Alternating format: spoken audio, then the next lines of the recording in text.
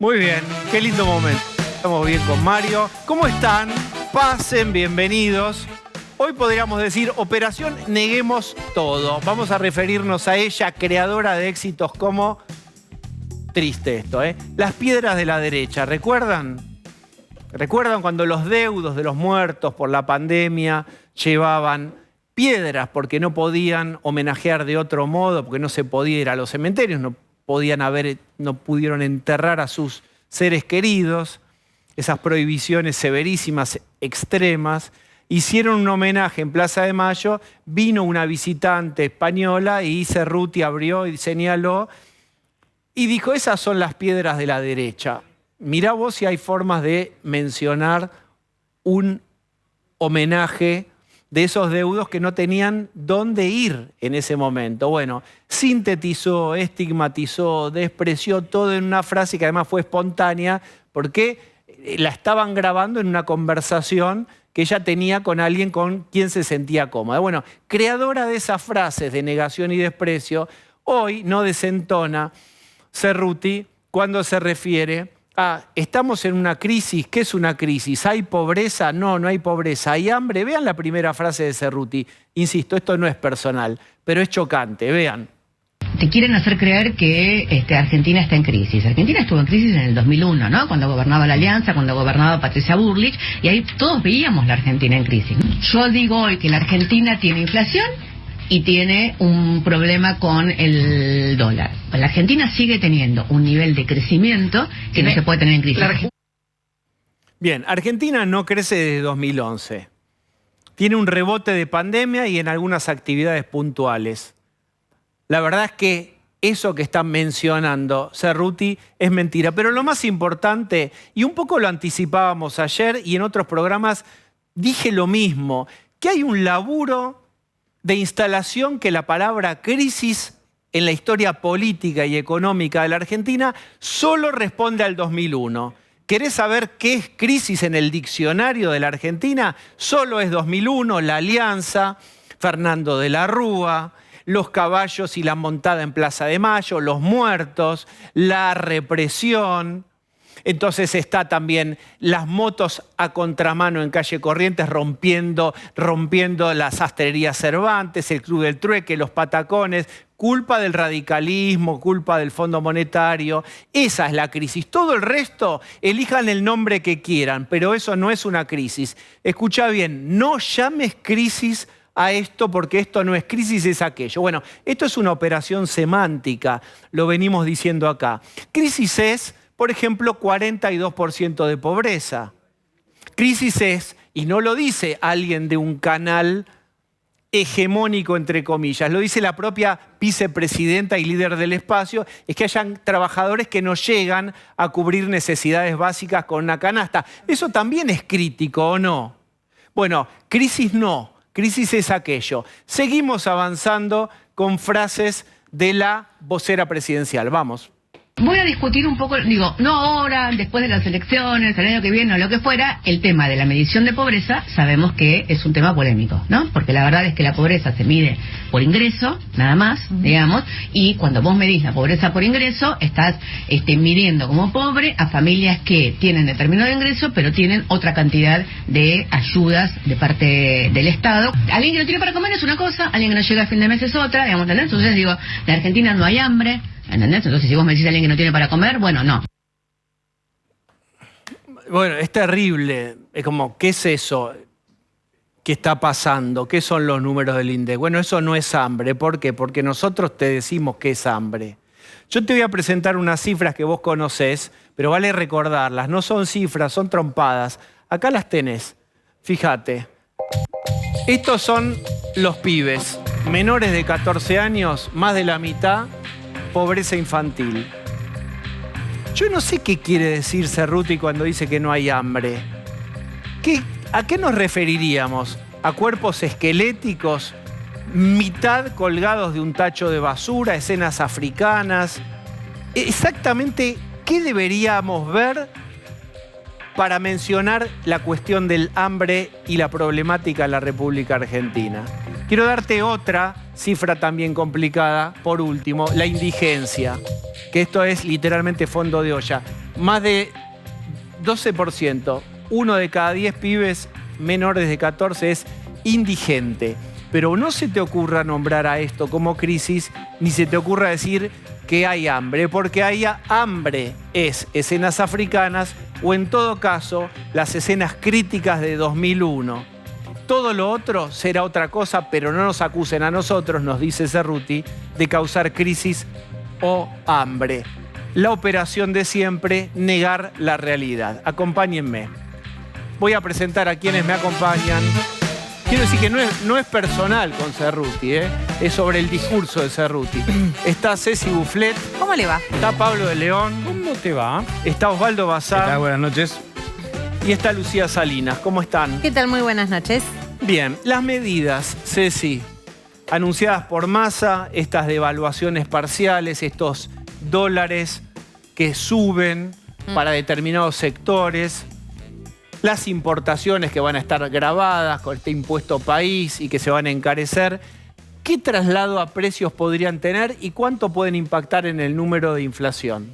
Bueno, hay ahí mucha tensión, sobre todo con un rubro en específico, con el de los alimentos, porque el gobierno, cuando hizo el anuncio, lo que dice la resolución es que los productos de la canasta básica alimentaria van a quedar afuera de este nuevo impuesto país para todas las importaciones.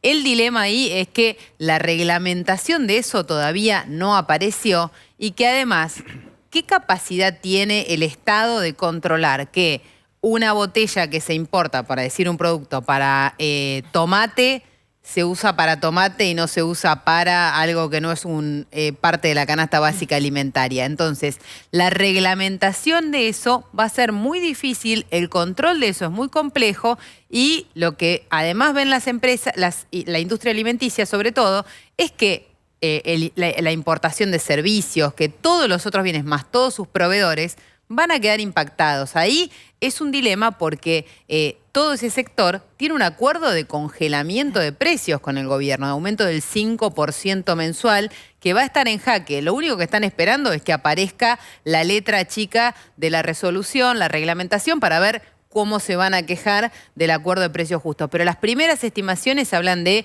una inflación de agosto que va a ir a la zona del 8%, siendo muy cautos y muy moderados, pensando en el impuesto y no en que el dólar siga caliente todo el mes. Ojo con eso, volver a la zona del 8%. Si querés, la trampa o la ventaja es que esa inflación se va a conocer después de que pasen las elecciones de las PASO, ¿no? En ese juego político, como si la gente no se diera cuenta en el bolsillo lo que le pasa con los precios. Ojo también con el precio de la carne. Estas medidas también le pegan al precio del maíz, le pega indirectamente al precio de la carne, que se ha empezado a despertar. Y hay que mirar día por día, no jugarse todavía, pero mirar día por día cuántas cabezas están entrando al mercado de cañuelas, porque si baja la cantidad de liquidación de ganado, va a subir el precio, que viene subiendo levemente en las últimas semanas. Hoy entró por lo menos un 20% de lo que entra habitualmente un martes. Y la buena noticia, sí, es una buena noticia, veremos por cuánto tiempo, bajó el dólar blue, 14 pesos. Y digo es una buena noticia porque ayer arrancamos el programa diciendo somos un cachito más pobres que ayer, que el domingo. Bueno, hay un pequeño alivio que no sabemos si va a durar o no, siempre la frase es toma carrera, no baja para volver a subir, pero la cosa es que bajó y la catástrofe era si hubiera seguido subiendo. Sí, la verdad es que el dólar venía de varios días subiendo. Hay que pensar que esté en la zona de los 540, no tenemos que pensar que es que bajó, es que moderó. Es que no subió. Claro, no, y es que moderó un poco la suba que venía teniendo en los últimos 10 días. El dólar arrancó este proceso abajo de los 500 pesos, ¿no? Un día contamos, en los últimos 10 días contamos una vez que había pasado la barra de los 500, después que pasó la de los 520 y ahora está en la zona de los 540. El gobierno no interviene de manera directa en ese dólar, pero por un lado, pero interviene sí en los dólares financieros que ayer estuvieron mucho más calmos. El dólar MEP, el contado con liquidación, que son los dólares que siempre decimos, a través de la bolsa la gente accede a dólares en blanco y formales. Y ahí es donde van las empresas y los jugadores grandes. Ahí está interviniendo el Banco Central con bonos y eso es lo que hace que el arbitraje, la diferencia entre los dos nunca va a ser demasiado grande, pues si no, se compran uno y se vende el otro. Entonces hay oferta y baja el precio. Entonces, la diferencia nunca se sostiene mucho en el tiempo. Mientras el gobierno intervenga en el financiero, el blue lo va a tener controlado. ¿Cómo hacen para intervenir en el financiero? Venden bonos, entonces te venden bonos a un precio barato que te permite a vos dar la vuelta para cambiarlo por dólares. Entonces, ahí el punto es, ¿cuántos bonos tiene el Banco Central? ¿Cuánto se está comprometiendo hacia adelante? Y por otra parte, ¿cuánto dura esa capacidad de intervenir? De acá a las PASO, la mayoría se juega a decir que sí, que puede mantener ese dólar bajo control, un control entre muchas comillas, porque es lo que decimos, ¿no? Subió 10% en la última semana. Está con nosotros Dante Sica. Dante es economista, fue ministro de Producción y integra equipos y asesoría de Patricia Bullrich. ¿Te estoy presentando bien? Sí, sí. ¿Cuál es tu mirada sobre las últimas medidas y estos desdoblamientos cambiarios para sectores? Me parece que seguimos en una política totalmente de parches. El gobierno está, si querés, el gobierno está en una situación donde perdió todas las anclas, no hay ancla fiscal, no hay ancla monetaria. El acuerdo con el fondo hace 3 meses que vienen anunciándolo y no existe. Y tienen las elecciones encima y encima el ministro de Economía es el candidato a presidente. Por lo tanto, están tomando algunas medidas como para ver si con esto pueden empujar al fondo para que pueda resolver de alguna manera, dar algunas señales y ver si pueden llegar más competitivos a las elecciones. Pero estamos en una, si querés, seguimos en una economía de parche sobre parche. ¿Cuál es el gran problema? Que los parches se despegan. Entonces, cuando se despega un parche, tienen que volver a poner a otro. Y este es una especie de mago viejo que ya le conocemos los trucos, ¿no? Son todos los mismos trucos. Seguramente dentro de unos días anunciarán algún otro programa de soja con otros productos. Ahora están haciendo uno especial. Digo, seguimos dando vueltas sobre lo mismo, tratando de ver si pasamos agosto y después vamos a ver cómo llegamos a octubre. Y después de octubre, cómo dejan el gobierno al próximo gobierno. Yo quiero aprovechar tu proximidad con Patricia Bullrich. Estuvo Cecilia Bufflet moderando en la rural con todos los candidatos la presentación del plan para el campo. Y ahí hubo una declaración de Patricia Bullrich conjugada con alguna que dijo en otro canal que generó alguna pregunta. ¿Querés contar? Tenemos para ver cuál fue la declaración de Patricia Bullrich, si la podemos ver. Y mientras... Dale, veámoslo. Si nos quedamos en el cepo nos come las reservas. Entonces decimos, nos quedamos en el cepo para tener reservas, pero el cepo se come las reservas, es un Pac-Man. Entonces nosotros tenemos otra decisión, pero vamos a blindar con una cantidad de dólares que negociaremos de manera internacional.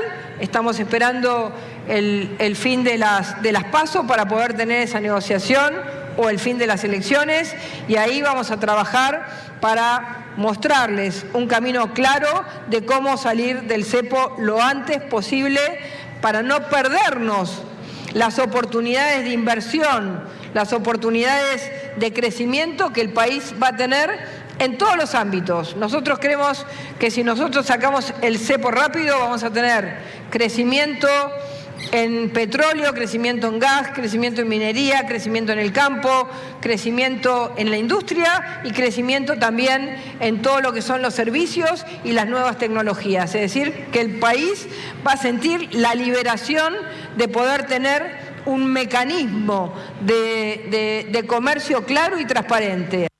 Bien. Estas declaraciones, sobre todo una parte, generaron un ruido. ¿Cuál es el ruido conjugado con lo que dijo en otra entrevista sobre pedirle dólares al fondo y que había sido una recomendación de Ricardo López Murphy? Digamos, ¿qué pasó cuando juntas López Murphy, blindaje, fondo? Bueno, yo creo que ahí hay dos cosas. Una cuestión técnica. A Patricia Bullrich me parece que el punto más flojo de Patricia Bullrich es explicar las medidas económicas y eso es una cosa que hay que decir. Ahora después, el gobierno que sea va a tener que buscar dólares y un refuerzo un refuerzo externo para poder salir del cepo. Eso es lo que ella intentó decir. Ahora, políticamente y en un momento electoral, decir la palabra blindaje, López Murphy y demás, la Social Alianza, y me parece que ahí hay una especulación política de sus adversarios para aprovechar de esa situación. Dante, vos estás ahí. ¿Cuál es el plan? Primero coincido con lo que dice Cecilia, en que le están buscando todos los días alguna equivocación. El gobierno es la candidata que más mira porque de alguna manera la quiere llevar al fronting o ponerla dentro del ring. A ver, en los equipos estamos trabajando y en especial en este tema está trabajando La Espina, estuvo hace poquitos días acá. Se están trabajando todas las variantes y todas las posibilidades pensando en lo que va a ser asumir a partir del 10 de diciembre. Claramente el cepo es una de las peores medidas que tiene la economía porque frena la inversión. Nadie entra a un lugar que no puede salir. Entonces todo este contexto internacional que podemos aprovechar, inversiones que podríamos tener en los grandes sectores hoy de alguna manera están frenadas a la espera de lo que va a ser el programa. Eliminar el cepo es lo que queremos hacer lo más rápidamente posible. Ahora, tenés que tener una fortaleza porque tenés que sostener en términos del paquete de medidas y tratar de tener la mayor cantidad de dólares posible en el momento como para poder reforzar reservas. La gran pregunta es, ¿cuántas reservas nos va a dejar este gobierno? No sabemos. Hoy bien, son 7.000... Hay dos palabras. Dante, vamos al punto. Puede ser buena, puede ser mala. Lo que sabemos es lo que representa y sobre todo lo que el adversario político va a decir cuando vos usas palabras. López Murphy, no es una opinión personal, estoy hablando de estrategia discursiva política. López Murphy, blindaje, Fondo Monetario. Pero ¿Hay un plan de pedirle un blindaje al Fondo Monetario? No es un blindaje. Vos recordás lo que pasó en el 2015 cuando asumió Mauricio Macri. Prat Gay era el ministro de Economía. ¿Qué hizo para poder liberar rápidamente el cepo? Logró tener un acuerdo con Yuan, que le reforzaron reservas. Hubo un acuerdo con bancos sindicados, que llaman un préstamo sindicado, donde bancos internacionales prestaron fondos que fortalecieron las reservas y a su vez hubo una negociación con los exportadores que adelantaron exportaciones. Con eso se hizo un refuerzo de reservas y eso permitió una liberalización del cepo más fuerte. ¿Qué es lo que está pensando La Espina? Claramente un menú de opciones en el marco de que vamos a ir a una economía que la vamos a encontrar con fuertes desequilibrios, donde tenemos que liberalizar las fuerzas de mercado lo más rápidamente posible para capturar inversiones. Estamos pensando en todas las variantes. Una variante puede ser, aparte de lo que se hizo en su momento y que está dentro del menú, puede ser que se pueda tener una charla con el Fondo Monetario para pedirle algún refuerzo de reservas momentáneos mientras la economía empiece a funcionar, las medidas se empiezan a aplicar y llegamos al puente del mes de marzo donde empieza la liquidación de soja y de exportaciones. Pero, Sica, hay una cuestión que tiene que ver con los candidatos están en campaña, entonces están diciendo yo voy a hacer esto, yo voy a hacer lo otro.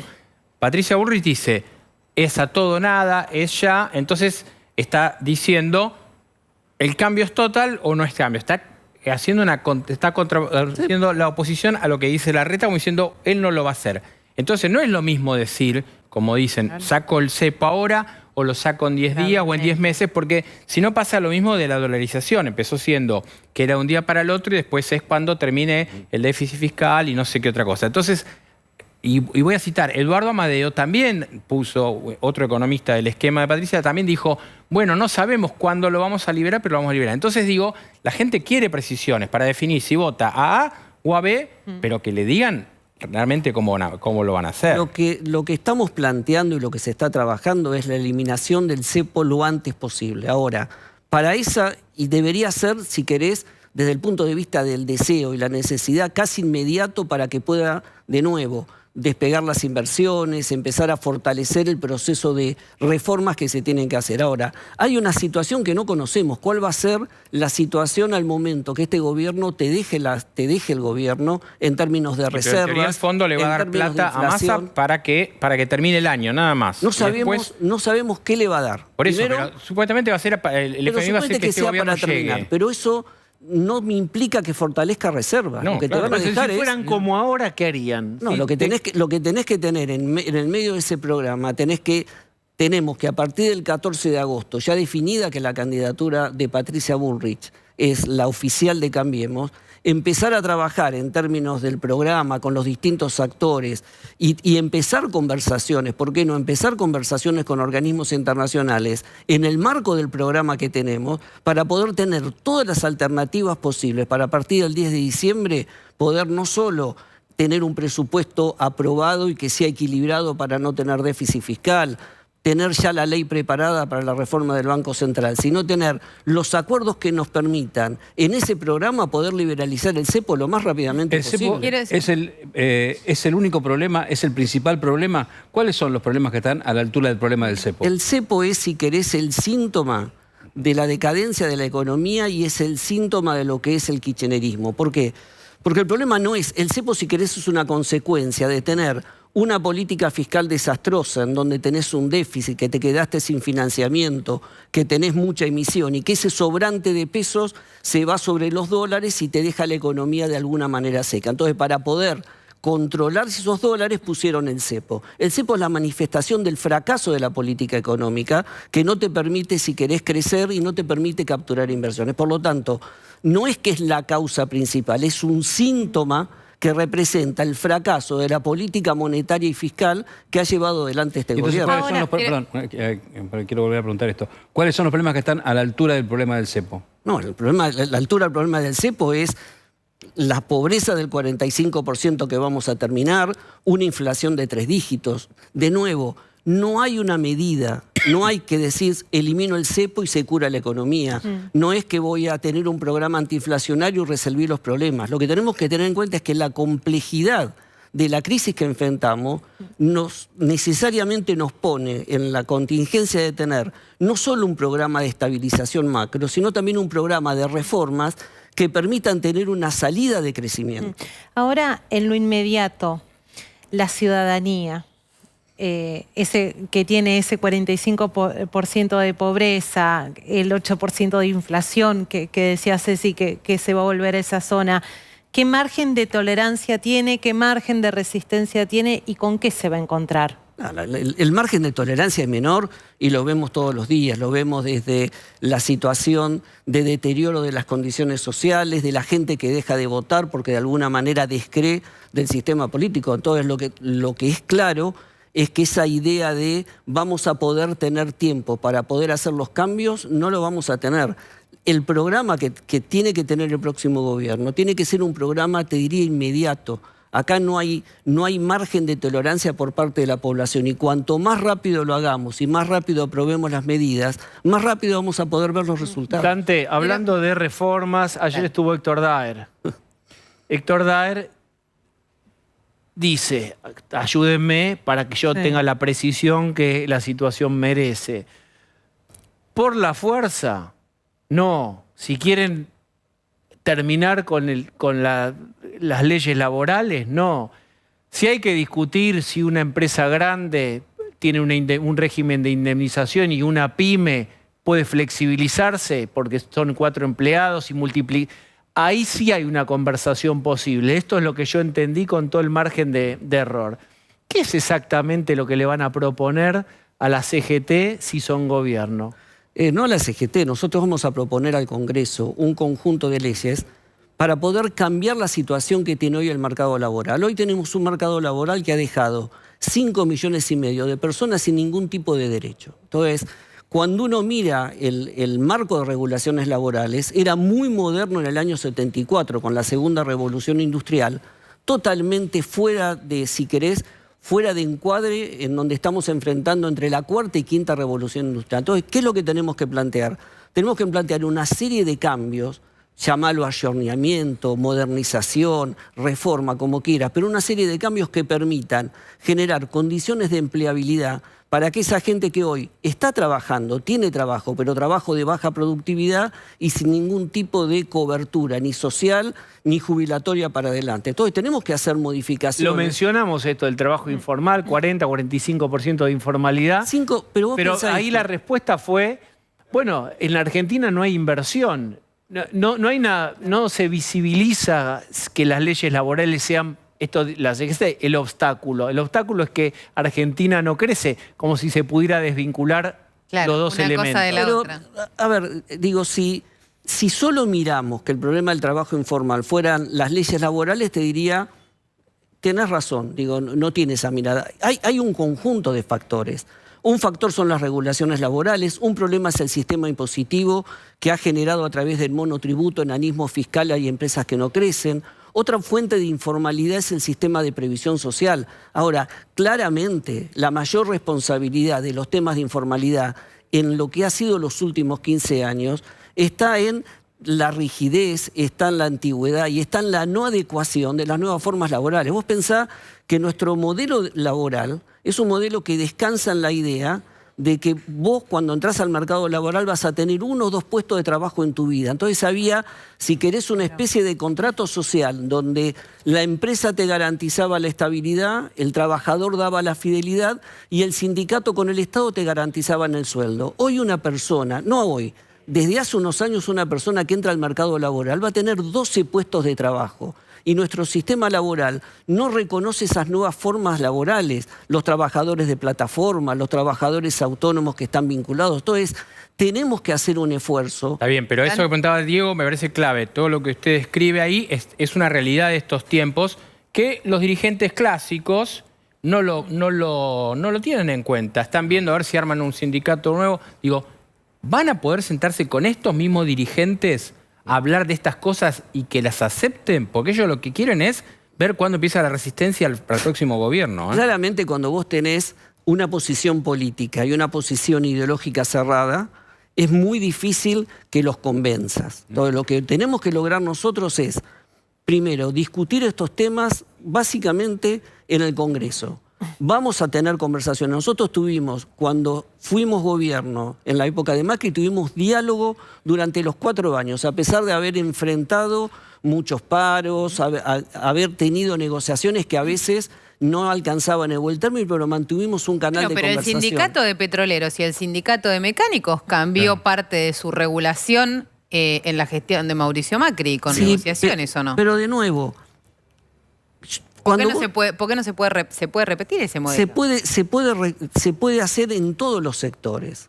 Digo, uno tiene que tomar. Ayer lo escuché a Dar que decía que no queremos más convenciones colectivas de trabajo. Al contrario, la convención colectiva es el nudo central de lo que es nuestro modelo sindical. Lo que tiene que ser un modelo vivo, no estanco. Nosotros tenemos 50%, más de 50% de convenciones colectivas que son son anteriores a la década del 80, donde hay actividades regladas que hoy no existen en la realidad. Entonces, y las nuevas no están. Y las nuevas no existen. Había en el sindicato de televisión, hasta hace unos años, había un plus por televisión en blanco y negro. Decime, encontramos primero una televisión en blanco y negro para verlo. ¿Tienen conversación? Porque también le hemos preguntado, a ver, si alguien del equipo Patricia Bullrich lo fue a ver. Dice que no hay conversaciones. No hay conversaciones, te diría, no hay conversaciones oficiales todavía. Patricia es precandidata, tiene que oficializar su candidatura a partir de las PASO. Obviamente... Formalmente vos tenés diálogo. Todos los que participamos y estamos aportando. Tenemos, si querés, no conversaciones oficiales, sino conversaciones personales. Sabemos, nos conocen, nos conocemos, ellos saben lo que pensamos. Una más bien puntual sobre este tema. ¿Y qué pasa con la indemnización en esa reforma que también es un gran fantasma que se agita en este periodo de campaña? Lo que pasa es que ahí hay que dividir y hay que clarificar entre lo que es la indemnización por despido y lo que son las multas por informalidad del trabajo. ¿Cuál es el tema que distorsionó básicamente todo el sistema de contratación y que genera incertidumbre? No tanto en las grandes, porque las grandes tienen departamentos laborales, etcétera, sino en especial en las empresas nunca pyme. Se pagan, son solamente parte de la negociación. No solo que no se pagan, sino que te genera una incertidumbre con respecto al costo de salida, que a lo mejor una indemnización, vos contratás a una persona, en 3 o 4 meses en el restaurante fue mal. Cuando la despedís y le pagás en blanco, el sistema de multa, si querés, de cómo se deformó el sistema a través del tema de juicios laborales, hace que lo que era 3 veces que tenías que pagar termina siendo 40 veces y muchas empresas entran en quiebra. Entonces, ¿qué decimos nosotros? La indemnización de la ley de contrato de trabajo se mantiene y eso es justo, está en la ley de contrato y no se va a reformar. Eso no se toca. Cuando vos despedís con causa, es un sueldo por cada año que trabajó. Y eso después podremos discutir alguna cuestión adicional, pero eso sigue estando. ¿Qué es lo que vamos a eliminar? Pero directamente, el sistema de multas. ¿Por qué? Porque es un sistema perverso. No solo la informalidad desde que pusimos las multas o se hizo el sistema de multas para atacar la informalidad no creció, no bajó, al contrario, creció. Pasamos de los 90 a tener 20% de trabajadores informales a tener hoy más de 35 o 40. Primera cuestión, hay que eliminarla. Segundo, las multas, ¿sabés qué? Era una multa por no tenerlo registrado. Entonces, en vez de ir al ANSES, iba al trabajador. Y hay muchos trabajadores. No es que el trabajador está pensando, voy a hacer que me despidan para hacerle un juicio. Pero tenés todo un sistema de, y esto se van a enojar los abogados, pero de abogados laborales. Muchas veces, también asociados con algunos abogados de cámaras empresarias que dicen, arreglá que te conviene antes de ir a juicio. Y después el trabajador, que ya cobró la indemnización, termina cobrando una parte, porque tampoco se lo queda todo el trabajador. Se lo reparten entre el mismo sistema. ¿Y eso entonces, se reforma con el Congreso? Eso hay que sacarlo con una ley, hay que derogar ese sistema de multa. Y que las multas, si querés, por trabajo no registrado, es un tema que tiene que controlar la FIP. Sí. Y tiene que caer con toda la fuerza, pero es la FIP la encargada de hacerlo. Entonces, con eso vos limpiás y le bajás incertidumbre. Nosotros charlamos con muchísimas empresas diariamente, empresas del sector calzado, empresas del sector textil, empresas metalmecánicas, restaurantes, kioscos, que te dicen, yo podría contratar a alguna persona más formal, pero en estas condiciones que no sé cuánto me va a salir, prefiero contratar menos o terminan contratando en negro, de nuevo.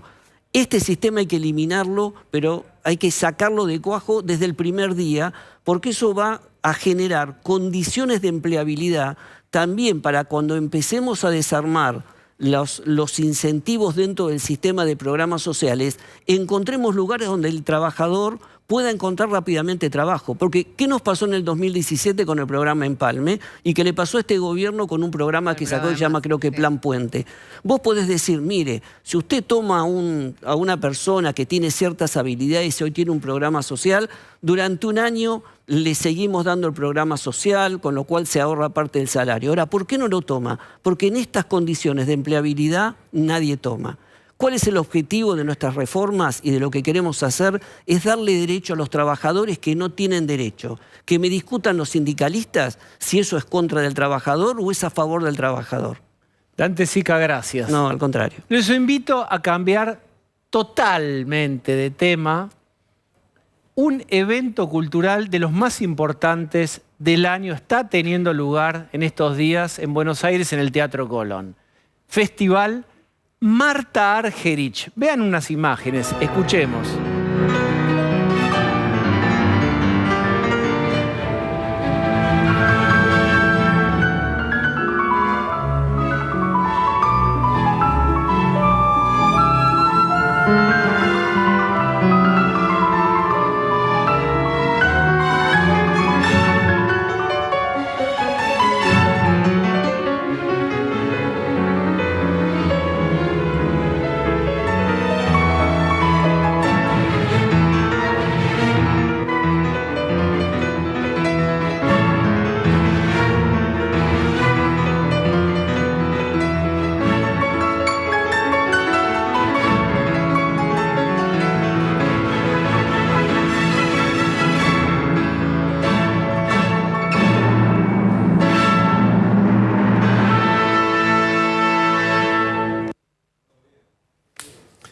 Una maravilla, una fiesta, no uno de los grandes eventos solamente. Estamos viviendo, estimado, una fiesta que va tanto más allá, se está diciendo en los artículos periodísticos que se publican, está yendo tanto más allá de lo estrictamente artístico, que ya eso es increíble. Bueno, Marta Argerich, sin duda, es una de las grandes artistas del siglo XX y del siglo XXI, sus vitalísimos 82 años, sigue deslumbrando, está viniendo gente del exterior. 82 tiene Marta. 82, se sienta al piano y vuelve a tener 15 como cuando deslumbraba a los escenarios internacionales.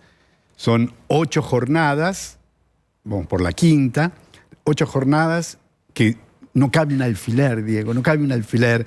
En el Colón. Entusiasmo en el Teatro Colón, hace un festival que comenzamos en el 2001, que cada año crece, y lo que está pasando este año no tiene nombre, digo, lo dicen todas las crónicas. No solamente los niveles de excelencia, que es la sensación de que, no la sensación, la certeza que allí la mano de Dios se posa sobre esa inmensa artista y también sus invitados, porque los grandes invitados que vienen a este festival vienen porque está ella llama, está el genial Guidon Kremer, está Nelson Görner, está Charles Dutoit dirigiendo orquesta. Lo que pasa estos días acá, hoy lo hablábamos con Aní, gran amiga, hija de Marta Argerich y de Charles Dutoit. Y como lo dice ella, yo puedo decirlo y no es un sacrilegio. Pasa algo similar solamente, creemos, con Messi y el fútbol. Esa relación intrínseca que el genio de Messi tiene con la pelota y lo que produce no solamente a los que aman el fútbol, sino a ese orgullo, mucho más en una época como esta, en este país, la sensación de que algo inmenso, grande, es nuestro y puede ser posible. ¿Es Marta la pianista más grande de la historia argentina? Sí. No. Nuevamente, nosotros que tenemos tendencia a decir es lo más importante del mundo, hay quienes, y muchos, dicen que es la pianista más grande de la historia, punto, no de la Argentina. Solamente comparable con una gran pianista, la mujer de Schumann, Clara Wieck, de la que su hija hizo una gran obra de teatro. Está en eso, está a la altura de los Rubinstein, lo dicen los grandes artistas de ahora, lo dice Barenboim, lo dicen las críticas, las cosas que están saliendo en los diarios del exterior, hablando de ella. Hizo el otro día, hay algunos de tus companelistas y compañeras y compañeros de trabajo que saben disfrutar con mucha frecuencia, cosa que me da mucho honor. Te banquean entradas. No, Dicho ellos vienen, al contrario, nosotros les pedimos que vengan, les pedimos que vengan. Digo, lo que está pasando allí, que es algo, yo sé que a veces uno usa palabras que parecen exageradas, pero no le queda otra. Se define por la magia que pasa allí, por la potencia, por la belleza. ¿Qué por define?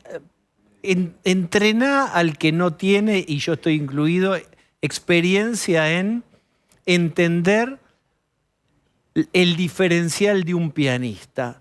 ¿Por qué es diferente? Porque no solamente que llega a la perfección en sus sonidos, en su maestría, nuevamente. Vos lo ves, ayer estaba diciendo un Shostakovich, que hay que tener una velocidad en las manos increíble, sobrenatural, no lo tiene cualquier ser humano. Eso es solamente un don y el ejercicio. El don, pero además una enseñanza. Y la práctica. ¿Sabes que es alguien que termina de dar su espectáculo, 11 de la noche, y me dice la otra vez, necesito un camarín con un piano porque quiero seguir estudiando, porque al otro día estudiando. Marta Argerich, la pianista más grande de la historia, estudia. En el trato, Marta, una generosidad y una humildad. Me hubiera encantado que vinieras con ella, entendemos que no pudo ser. Porque me dijo, Diego no me invitó. Le digo, pero vení igual. Contanos algo Diego, de cómo es generosa, estudia eso, nuevamente estudia, te pregunta, sale, ayer lo decía, estaba Dutoit, su ex marido y gran íntimo amigo, padre de su hija, y decía, toqué bien, ¿entendés? Que lo más grande del mundo, como Messi cuando disfruta viendo disfrutar a los otros, se va a estudiar a las 12 de la noche, se queda hasta las 3 de la madrugada estudiando. Convoca a músicos jóvenes, a músicos nobles, músicos argentinos. Formó lo que vimos allí en la imagen de antes, un pequeño ensamble con músicos nuestros de la Orquesta Estable. Le da lugar a ellos. Pasa el sedazo de los artistas jovencitos, tiene ahijados, desde los argentinos como Sergio Tiempo, a un gran trompetista que está acá, un genio. Esa generosidad es un plus, porque y la hace también tan grande. Pero vos me decías inicialmente, por un lado la excelencia, vos decís, ¿cómo hace para tocar así? Pero lo otro es lo intangible de la obra de arte, porque hay tantas cosas bien escritas sobre eso, es ese plus que logran algunos. Vos cerrás los ojos, te la pones a escuchar y ella te lleva a otro lado. Lo que te produce en el alma, lo producen solamente los grandes artistas.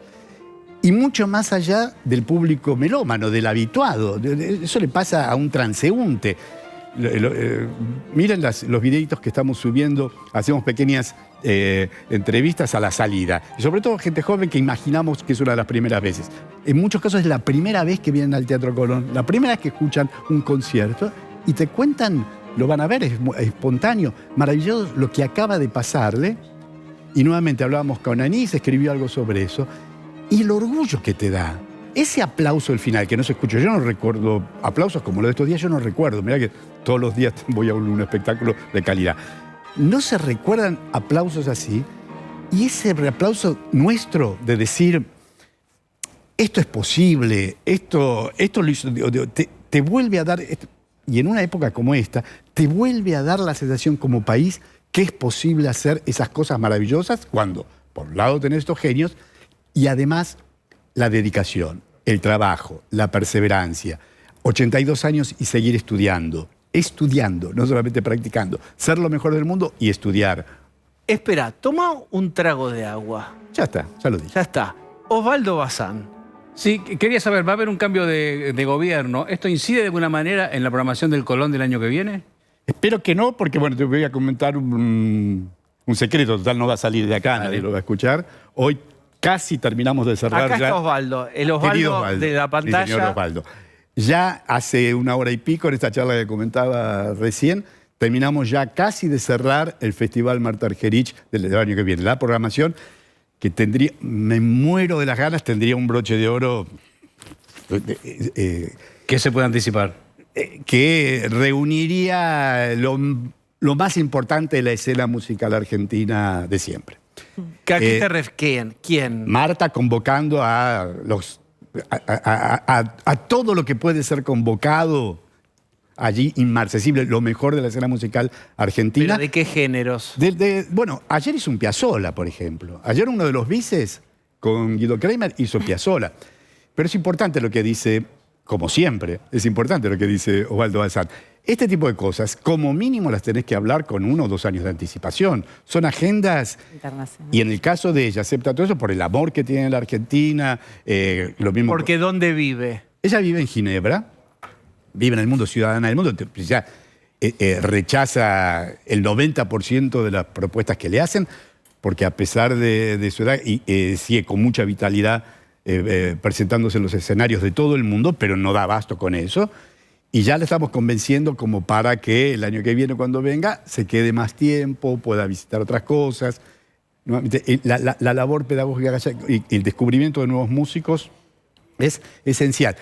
Es para seguir mirando eso y para que siga produciendo lo que tanto necesitamos, que es la confianza en nosotros mismos. Va a aparecer Lucía Salinas, que sabe mucho de temas judiciales. Ella, toda su familia. Es nadadora y sabe mucho de música. Y su hermana su hermana es una gran directora de orquesta. Es muy completa. Sí. A ver.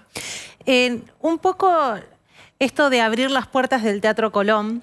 Se ha escuchado en el último tiempo muchos estudiantes, incluso que dan su experiencia por una entrada bastante económica, la primera vez que pisan el Colón. ¿Cómo abrir un poco más un teatro tan emblemático, un teatro que es un teatro mirado por el mundo, que sea más cercano también a la gente en su propuesta cultural, pero también puertas adentro, cómo reivindicar a los artistas propios? Por un lado, lo que decías inicialmente, estamos paralelamente al Festival de Marta Argerich, con dirección de Charles Dutoit, que participa del Festival Marta Argerich, estamos haciendo la ópera La Carrera Libertino, una genialidad con una apuesta de Alfredo Arias. Mañana es la última función y hacemos otro último minuto para menos de 35. Menos de 35 años, haces la cola, a las 12 del mediodía, lo van a ver ahora por las redes, y sacas una entrada hiper recontra accesible. El 90%, lo decía antes Lucía, de los chicos que vienen con este programa, vienen por primera vez al Colón a escuchar las cosas que se hacen en el Colón. Los grandes títulos, se enamoran del Colón y vuelven. Y lo del Festival Marta Argerich es una prueba de eso. Nuestro festival comenzó con Marta y un ensamble de músicos locales. Nuevamente, podría tener, y los tiene, una compañía de los grandes músicos internacionales. Ella misma quiso y aceptó, en conjunto hicimos la programación, que los músicos argentinos la acompañen. que sin duda es la otra gran labor que un teatro público como el Colón tiene que hacer. Bien. Dejamos por un rato a Marta Argerich y este festival, que es un evento cultural de los más Único. importantes del año y de la época que nos toca vivir. Quiero aprovechar tu pasado peronista, tu presente... Acompañando a Larreta. Sí, iba a decir larretista. Así es, decilo. Bien. Vos que habitaste los dos mundos, entonces, ¿cómo imaginás y esto lo hemos preguntado reiteradas veces a algunos artistas o referentes culturales, si asumiera un gobierno que no fuera peronista? ¿Cómo los imaginás? La derecha, la resistencia, ¿cómo crees que sería el vínculo con un gobierno de Horacio Rodríguez Larreta o de Patricia Bullrich, de Milei, algo no peronista? ¿Cómo te imaginas En eso? principio hay una enorme cantidad, una proporción enorme de la comunidad artística que siente la misma decepción que el resto de la sociedad sobre el desastre de este gobierno. Así que la mitad del trabajo ya está hecho. No Sí, encontrar... pero el otro día vino Emilio del Guercio, Almendra, etcétera, Aquelarre. Sí. Dijo, Es que lo mucha escuché, gente, yo sí. pero no lo dicen. Lo dicen, se acercan. Públicamente no. Pero no hace falta que sean militantes. Es más, una de las cosas que más detesto y que más reprocho a la política cultural de este gobierno fue esa búsqueda de hacerlos militantes. Yo anhelo una comunidad artística crítica, que no sea militante. La tendencia, el riesgo de una comunidad artística, de un intelectual militante a una cultura oficial protofascista es así de angosta, querido Diego. Yo anhelo una comunidad artística crítica, una comunidad artística independiente, a la que uno respeta como funcionario sin duda. Nuestra programación obviamente busca y convoca excelencia, no importa a quién vota, y ese diálogo es posible. Este gobierno que abusó de ese pedido de obsecuencia y de manifestación, y yo te contrato pero anda a hablar bien de mí, los resultados son tan catastróficos que gran parte de esa comunidad artística que honestamente apoyó cierta coloratura progresista con la que el kirchnerismo se presentaba y que hoy ya no se puede presentar por los resultados en lo económico, en lo social, en todo. Esa comunidad artística que es muy crítica, a la que uno sin duda tiene que acudir porque allí hay enormes talentos, en la medida que esa conversación sea respetuosa, como me ha pasado. Yo vengo a dirigir 6 años el Teatro San Martín y los teatros públicos de la Ciudad de Buenos Aires. Allí estuvo todo el mundo, independientemente de sus posiciones, con mucho respeto cuando subían a esas tablas, y la comunicación con ellos, manteniendo ese respeto, te vuelvo a decir, en una comunidad artística que ya mira con mucha menos prejuicio. Mira, en otro orden de cosas. No, espera. Completá la frase. A ver si tiene consistencia. Dale. ¿Tiene menos prejuicio? ¿Qué ibas a decir? Tiene muchísimo menos prejuicio con las políticas que antes ellos mismos decían de supuesta derecha, etcétera, etcétera. ¿Qué acaba de decir el gran Fito Páez? Lo leyeron, creo que ustedes mismos lo comentaron. Sí, ¿Qué acaba de decir? Porque le prohibieron o le censuraron un documental sobre él en Cuba. Una posición muy crítica acerca de Cuba. ¿Qué le pasa a gran parte de la intelectualidad, de la comunidad artística en todo el mundo que tiene unos orígenes en los sectores de izquierda? Son muy críticos frente a esas cosas que uno ya no puede negar, no se puede tapar el sol con las manos.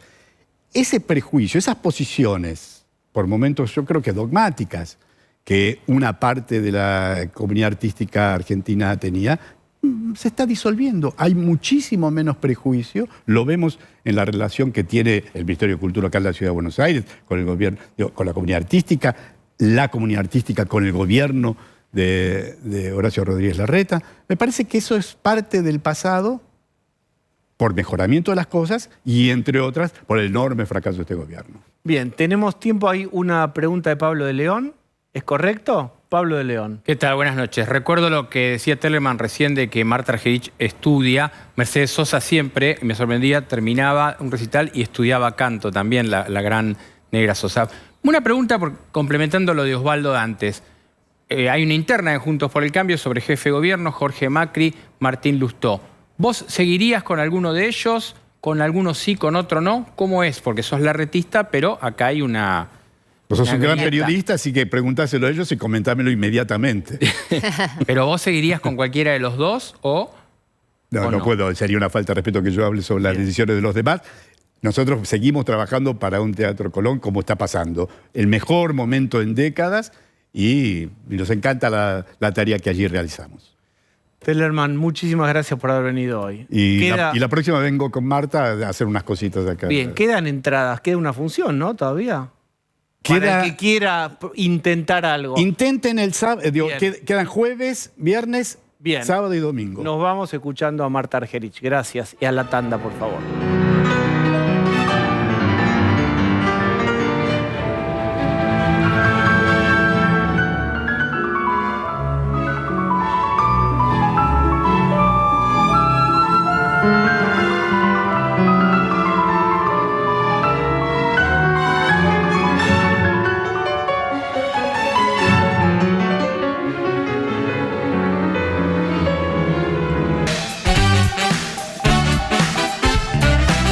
Rolo Barbano está entre nosotros. ¿Qué tal, Diego? Muy buenas noches. ¿Cómo les va?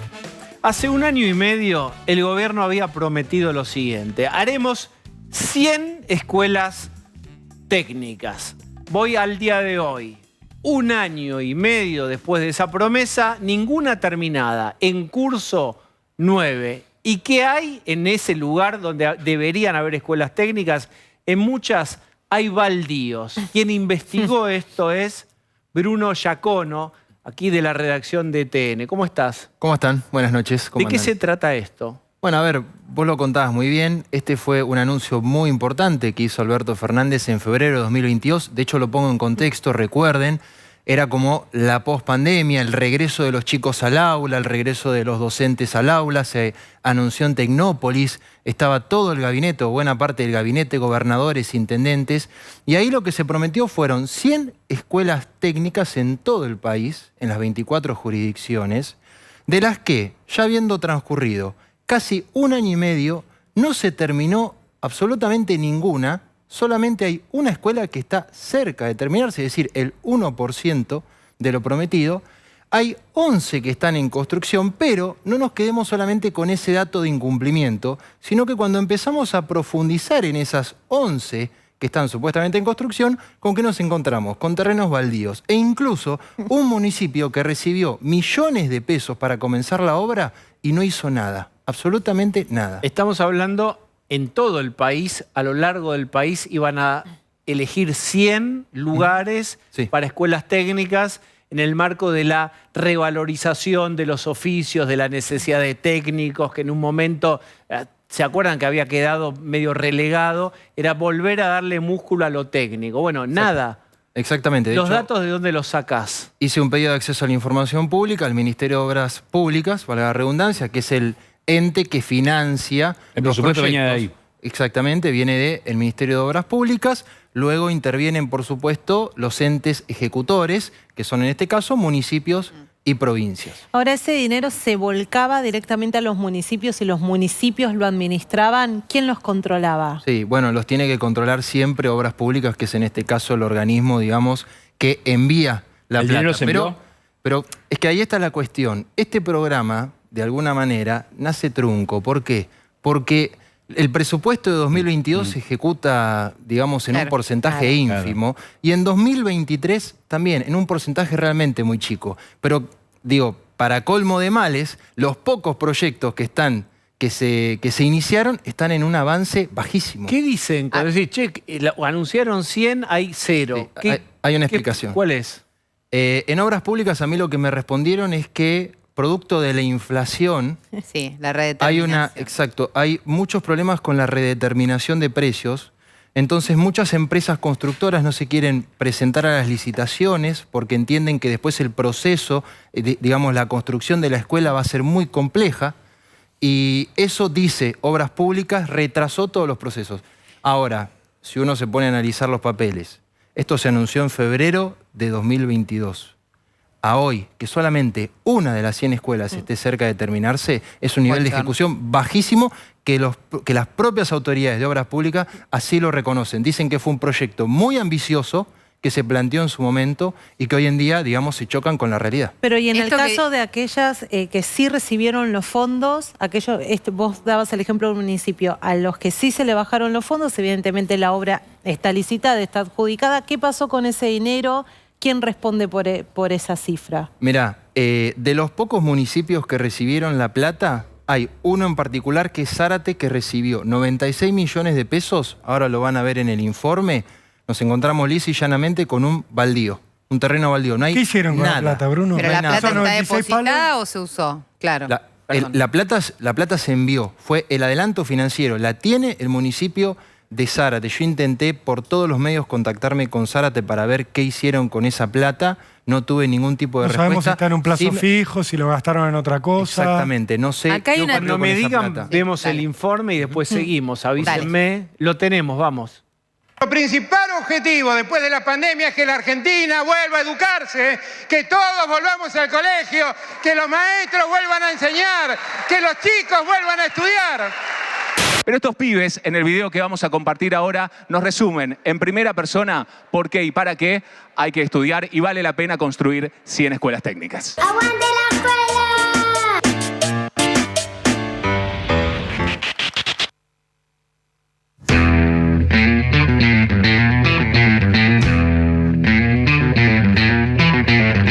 En febrero de 2022, el presidente Alberto Fernández anunció la construcción de 100 escuelas técnicas en todo el país. Pero a casi un año y medio del anuncio no se terminó ninguna. Y solo se están haciendo 11. El 2 de marzo empezamos las clases. Las empezamos con todo lo que dijimos, pero además las empezamos con 100 edificios. Con 100 edificios. Acá en Zárate se da una situación muy particular. El Ministerio de Obras Públicas ya le entregó al municipio 96 millones de pesos para que inicie la construcción de la escuela técnica, pero acá no se hizo absolutamente nada.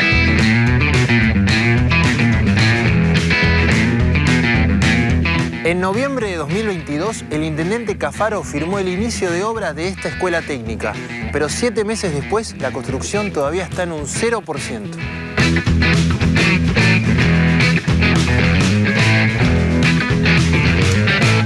¿Cuál es el sentido de darle importancia a la educación técnica? Es poder salir preparado para encontrar un trabajo y poder dedicarse a eso.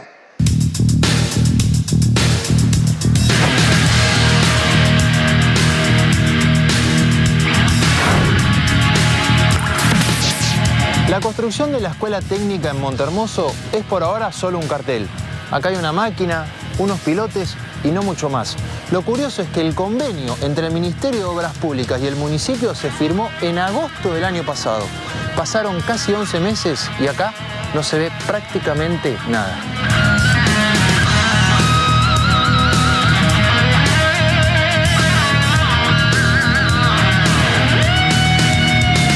Hola. Hola. ¿Qué tal? ¿Cómo estás? Perdón, una consulta. Soy Bruno Giacono, periodista del 13. Estoy buscando la escuela técnica de Montehermoso que se está construyendo. Acá es. ¿Este es el lugar?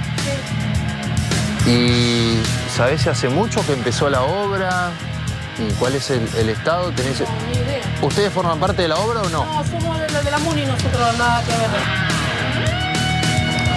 Todas estas máquinas que se ven acá, que parecerían ser parte de la obra, en realidad son del corralón municipal. No tienen absolutamente nada que ver con la construcción de la escuela técnica aquí en la localidad de Montehermoso.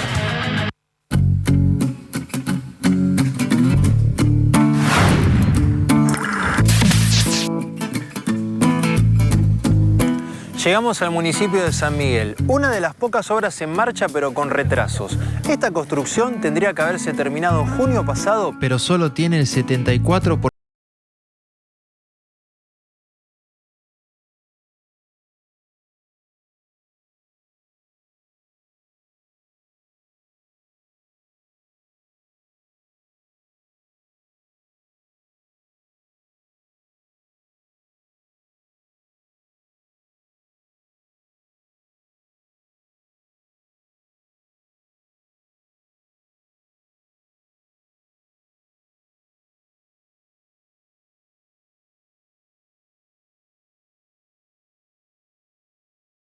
vivir en un país mejor. Un país mejor exige que el Estado esté presente. Un país mejor nos exige que todos, que todas tengamos las mismas oportunidades.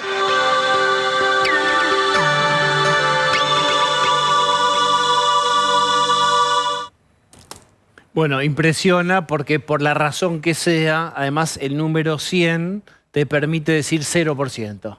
Exacto. Es, digamos, en la vida pasan cosas, pero Claro. pasar del 100 al No es lo 0 mismo. es curioso, no pasa siempre. Hay un tema ahí con la redeterminación de precios. El Estado licita una obra, acuerda un precio y con la inflación lo que se decidió hace un par de años es un mecanismo por el cual vos decías, bueno, para comprar teléfonos a esta empresa le asigno 10 pesos. Pero realmente eso después se ejecutaba 6 meses después. Entonces, al momento de pagarle la factura, le tenías que reconocer que había que pagar 12 pesos. Eso con una inflación de 25% funcionaba. La inflación del 100%, entre todas las cosas que dinamita la obra pública y la que se hace a través de un municipio, a través de un ente, en este caso son municipios, tiene que pasar la redeterminación de precio de la municipalidad y después la de la nación. Eso hace que a la empresa le paguen 10 meses después. Imagínate, con esta inflación, si te pagan 10 meses después, ¿quién se presenta a un proyecto? Por lo que Ahí dice, tenés. los tiempos para trabajar con el Estado en general son largos.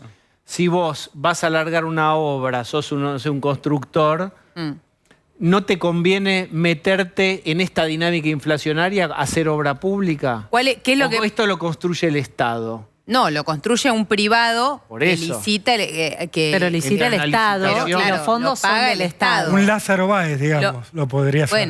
Bueno, claro, o sea, Bueno. ¿quién lo puede hacer? Alguien que le ponga con esta inflación tampoco vale el sobreprecio. Hemos visto miles de veces, y contado miles de veces, que el Estado paga más caro las cosas que compra Pero porque por paga corrupción también- y y porque también paga por largo. ineficiencia, exacto. Pero te hago esta No pero solo hay- obra- hay no solo otras obra cosas de pública. obra Hay pública no que solo obra pública. Lo que yo digo es, Bueno, en en esta la obra lógica- pública pasa muchísimo. ¿Se acuerdan que hace no me acuerdo cuántos días, el día que Massa prometió en la Cámara de la Construcción que en horas se firmaba el acuerdo con el fondo? Ese día el discurso de la Cámara de la Construcción fue el cuestionamiento a la cantidad de deuda o de obras paradas que hay por la demora en la redeterminación de precios. Y eso, o sea, la inflación entre todas las cosas que daña, por supuesto Daña que eso. también Pero hay daña un la tema con inversión este del Estado. proyecto, porque tiene que ver con el retraso. Digo, no voy a hablar generalidades de la obra pública, sino en particular de esto. Esto se anuncia en febrero de 2022, pero el decreto sale publicado, digamos, el programa sale publicado en diciembre Claro. del año pasado. Ya está. ¿Sí? O sea, acá hay todo un retraso 10 en la meses entre, activación del 10 meses proyecto. entre que lo dijeron y que lo empezaron a hacer. Acá hay un retraso, digamos, en la activación del proyecto. No tiene solo que ver con la inflación, que yo puedo tomar ese argumento, sí, pero no es la misma inflación, digo. Claro. O sea, Claro. no, sí, corregime, no Algo es la misma inflación en rimbombantemente febrero de 2022 que 10 meses a esta antes. altura, digamos, Claro. del año 2023.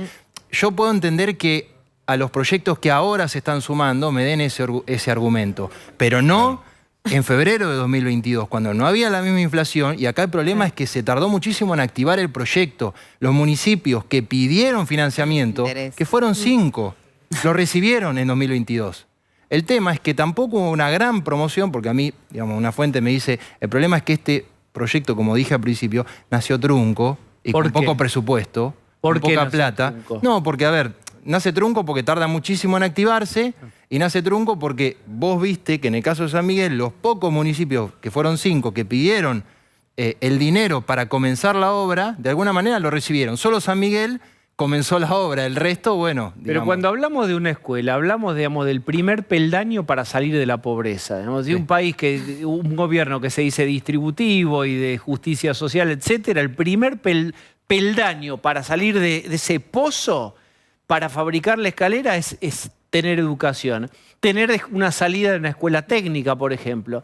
Esto llama la atención, la falta de voluntad política para acelerar los tiempos. Todos sabemos que cuando un gobierno quiere apretar el acelerador, lo hace concretamente? Es que Acá evidentemente No hay está... plata, no hay Pero plata para Alberto nada. Fernández Entonces ni lo siquiera- único que hay es anuncios. Claro, es que ni siquiera estaba pensado para hacerlo, porque si lo anuncian Claro, en febrero está y lo pensado para empiezan a hacer en anunciarlo. diciembre, lo que querían era, en el momento, porque tenían muchas críticas por haber cerrado las escuelas, es decir, nosotros sí estamos con las escuelas, vamos a abrir 100 escuelas. No tenían pensado abrir 100 escuelas, nunca tuvieron pensado abrir 100 Fue puro escuelas. relato. La redeterminación no funciona en este caso porque no pensaban hacerla. Y hay una sola cosa en la que Alberto Fernández tenía mucha razón, y le doy toda la razón en lo que dijo, cuando termina diciendo, ustedes merecen vivir en un país mejor.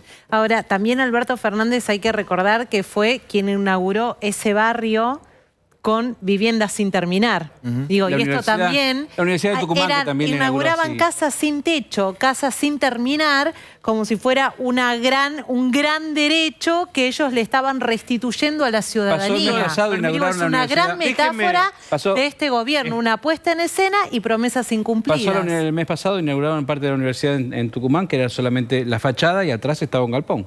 Bien, Bruno. No, a ver, voy a dar un dato que es obvio, pero hay que decirlo, porque el gobierno no prometió empezar 100 escuelas, sino que prometió construirlas. Claro. A ver, a 5 meses de que termine la gestión de Alberto Fernández, es prácticamente imposible de que se cumpla la construcción, teniendo en cuenta lo que tarda la única escuela que está Pero no- cerca de terminar. Pero no es que es imposible que hagan las 100. Prácticamente Es no. imposible que hagan No, es imposible. 5 ahora, Sí. 3. No, bueno, a ver, digo... 100 es imposible, obviamente, Bruno, digo, está a la vista y por eso la validez de tu informe y lo que deja en evidencia, que se hizo un anuncio para dejar tranquila a la población, todos pensamos que se estaban haciendo las escuelas, van a terminar el mandato, con suerte con una terminada de las 100. Exactamente, que se prevé terminar en septiembre, pero ya tendría que haberse inaugurado en junio. Tanto Montehermoso como Zárate son ciudades kirchneristas, digamos, manejados por el kirchnerismo, ¿no? Bruno, muchas gracias. No, gracias a Vamos a hacer una tanda y después de la tanda, miren, largamos con toda, porque Pablo de León se trajo los clics de campaña. Después la tanda.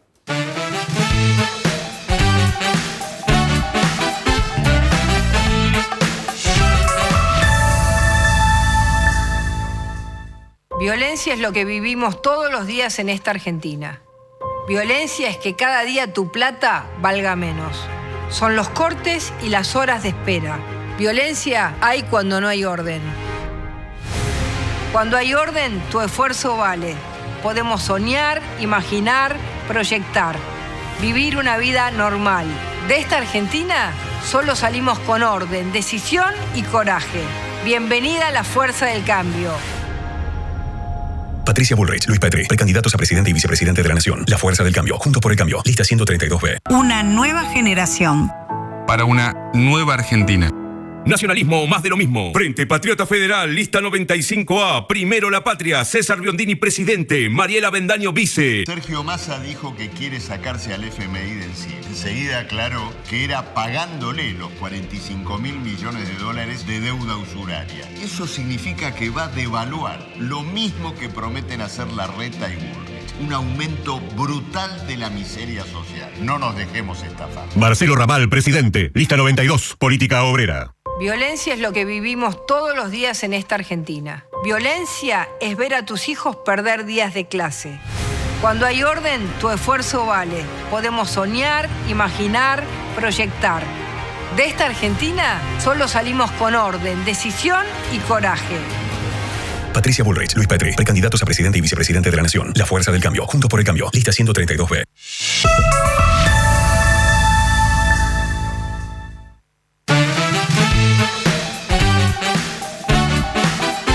A mí me gusta, es el momento de subir el volumen porque se vienen...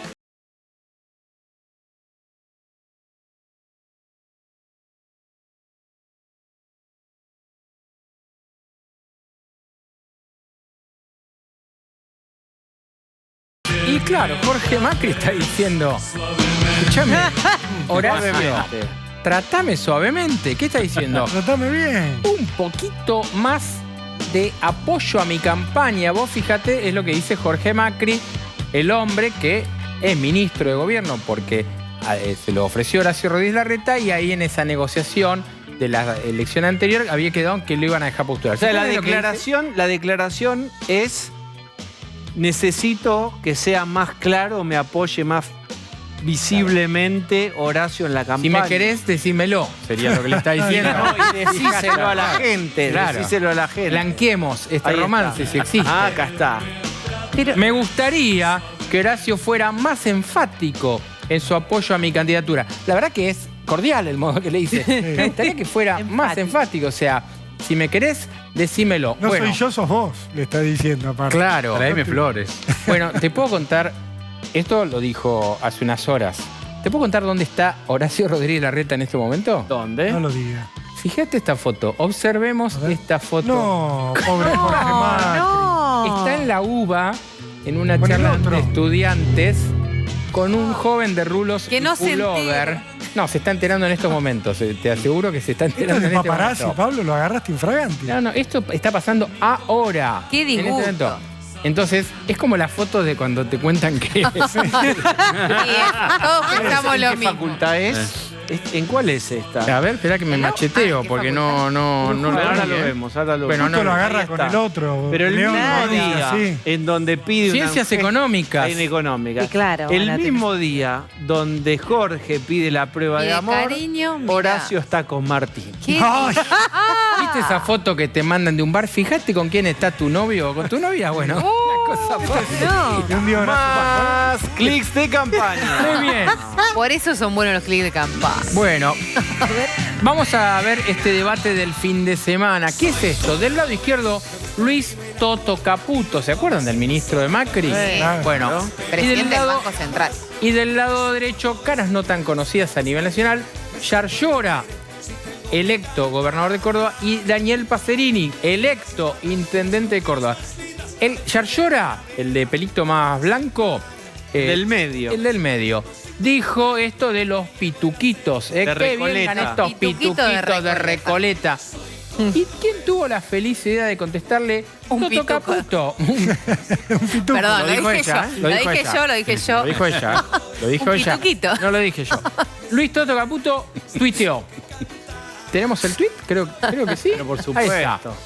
La política está plagada de dobolus como este que Boludo. llegan ahí y creen que tienen que gritar estupideces o agredir para hacerse escuchar o respetar. Esto lo dijo el Toto Caputo, que no es de tuitear tan seguido. no, apareció para nada. pegarle Aparte que Toto Caputo, como ministro de Finanzas, es señalado como el hombre que tuvo, que llevó adelante el préstamo de estos 45.000 y pico de millones de dólares del fondo.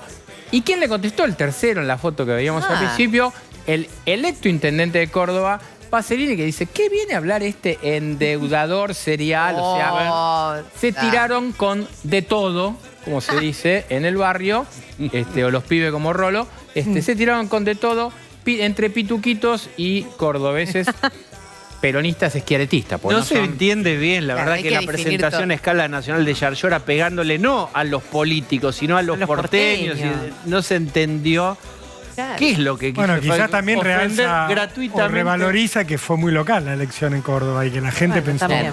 en lo que les pasaba en Córdoba y no lo que pasaba a nivel nacional. Sí. Bueno, y Me ahí parece que aparece- responde a eso, Claro. que obviamente. ¿Qué es claramente- Pituquitos? ¿Una casa de ropa infantil de la década del 70? No, Pituco, como usted conoce mucho. Bien, Sí, vamos. nada. Igual está bien lo que dice Roló, porque claramente Sí, lo que muchos claro. dicen hoy es que De Loredo se equivocó. En lugar de hablar de Córdoba, nacionalizó su campaña y así le fue. Bueno, pasemos al otro campamento, al peronismo. A ver. Acá sí hubo demostración de amor, emojis y señales a... de corazoncitos. ¿Se acuerdan de esta foto? Lo mascoteó, más Escuchen, Sassuolo. qué temón, qué temón. Qué temón. Bueno, esta foto sucedió cuando lo acostaron a Daniel Osvaldo y le dijeron, Sí. no, vos querés ser candidato, no vas a poder ser. Lo esperaron en la puerta. Sergio Tomás lo esperó en la puerta, precisamente como dice Bufflet del Ministerio de Economía. Bueno, el amor se demuestra, como decíamos al principio, tenemos foto de las últimas ver. horas también. En este caso es de un encuentro. Fíjese, señor director, esta foto sucedida en Santiago del Estero. Ahí está. A la izquierda, el cacique santiagueño Gerardo Zamora, su esposa Claudia Abdala, exgobernadora, mujer de confianza en el Senado de Cristina. Sergio Tomás Massa, cara de cansado, ¿no? El candidato. y todos con la banderita de Santiago del Estero. ¿Qué hace ahí Scioli? Está muy feliz Scioli, ¿eh? Esa es la pregunta. ¿Qué hace ahí Scioli? Es el asesor ad honorem para las cuestiones internacionales del Ministerio de Economía. Exacto. ¿Y qué tiene? ¿Y qué hace Santiago del Estero? Es una provincia argentina, ¿no? Claro. Bueno, también podría explicar Massa por qué usó los aviones de la presidencia para ir a Santiago del Estero. Porque es el presidente en ejercicio, Osvaldo, no te puedo tener. No es el presidente en ejercicio. Es el presidente en ejercicio. Ay, sí, date cuenta, Osvaldo, bueno, date cuenta. Usó el avión oficial para ir a un acto de campaña. Bueno, entonces, Massa usa el avión presidencial y Scioli, el encargado de Relaciones Internacionales, va a Santiago del Estero. Es el momento Massa. Ahora sí, ahora entendí. ¿Entendiste? Ahora entendí. Sí. Bueno, Momento Massa, ¿no? ¿Y qué hicieron ahí? La cuestión es que el momento Massa le dio volumen político de esta manera a Osvaldo y fue a sacarse una foto ahí. Todo inentendible, pero bueno, por lo menos se demostraron un poco. Federalismo, Pablo, federalismo. No sé qué soy exactamente, pero estoy ahí en las fotos. Y la foto es muy simbólica, digamos. Soy en tanto salgo en la foto, si no, no soy. Salgo, luego existo. Sería así. Muy bien, cerramos. Y me quiero meter con un tema que es para analizar, porque es bastante curioso. Se trata de un pedido de Julio De Vido y de Milagro Sala. ¿De qué se trata? Escuchen esto, ¿eh? Presentaron un amparo ante la justicia electoral para impedir que los candidatos a presidente de la Nación de Juntos por el Cambio no los puedan nombrar ni referirse a sus respectivas situaciones judiciales en medio de la campaña. De vuelta.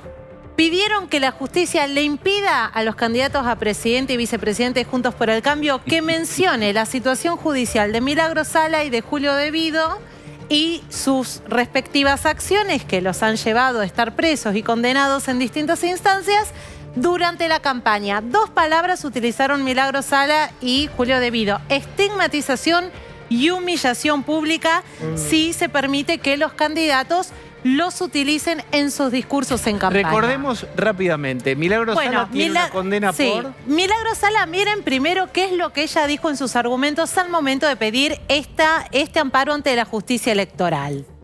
El electorado de Juntos por el Cambio se siente alentado a ejercer directamente violencia en mi contra, utilizan mi situación de privada de la libertad como propaganda para obtener votos.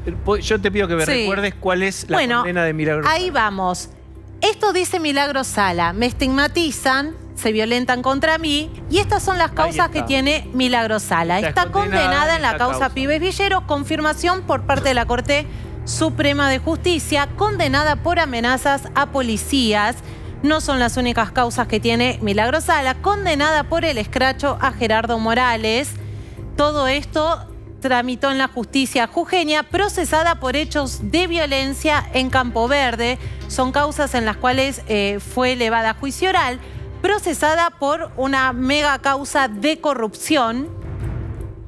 Y estos son los principales antecedentes penales de Milagro Sala. Es muy llamativo que estén pidiendo que no se pueda... O sea, ellos quieren prohibir que lo que define el Poder Judicial se divulgue. Claro. Porque todo lo que se está hablando es de fallos de la justicia. Vos lo que enumeraste son fallos de la justicia.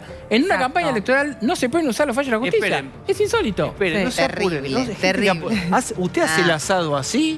No. Tan rápido le sale arrebatado. Vos probaste mis asados. Julio De Vido, ¿qué dijo ante la justicia electoral Julio De Vido para pedir que no se lo mencione? Dijo lo siguiente en su escrito: los candidatos de Juntos por el Cambio han sido promotores de mi estigmatización pública a través de los medios masivos de comunicación.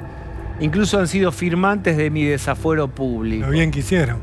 Bien, dale. También. Ahora, vamos a los antecedentes penales de Julio De Vido, el que se siente estigmatizado por Juntos por el Cambio.